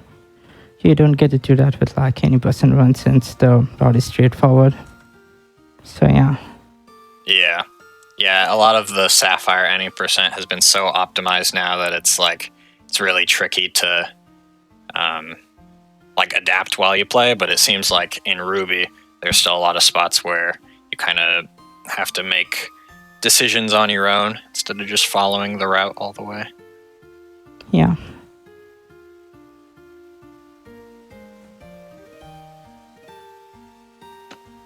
Do you all have any final thing that you want to say? Maybe some shout-outs? Isra, do you have anything? You can go first if you want. You can go first. Okay. Yeah, shout-outs to the Pokemon speedrunning Discords. There's multiple. I'm in Gens 1 through 3 Discord. It's all one server gen for any games. Red and Blue through Ruby and Sapphire or anything in between. They are super helpful. I saw a couple people in chat wondering how to get into these games. Those Discords are super helpful. There's tons of resources in there. they have been super helpful to me in the past couple of years getting into running Gen 3. So if you're interested in any of those games or doing races with people, they host races sometimes. If you're more about that and less about speedrunning, that's a super great server to be in. They're more than willing to help anyone that has questions. And yeah. Yeah, I agree with Magma. The PSR community is also pretty great, and they definitely very much like routing this and everything. So shout outs to them, and also shout out to Amoeba, who originally routed Ruby first, but it wasn't routed on. But yeah, that helped me a bit on routing Ruby myself.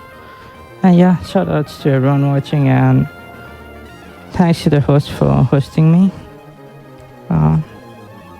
Really glad I could finish this run on time and that everyone enjoyed it. Thank you very much.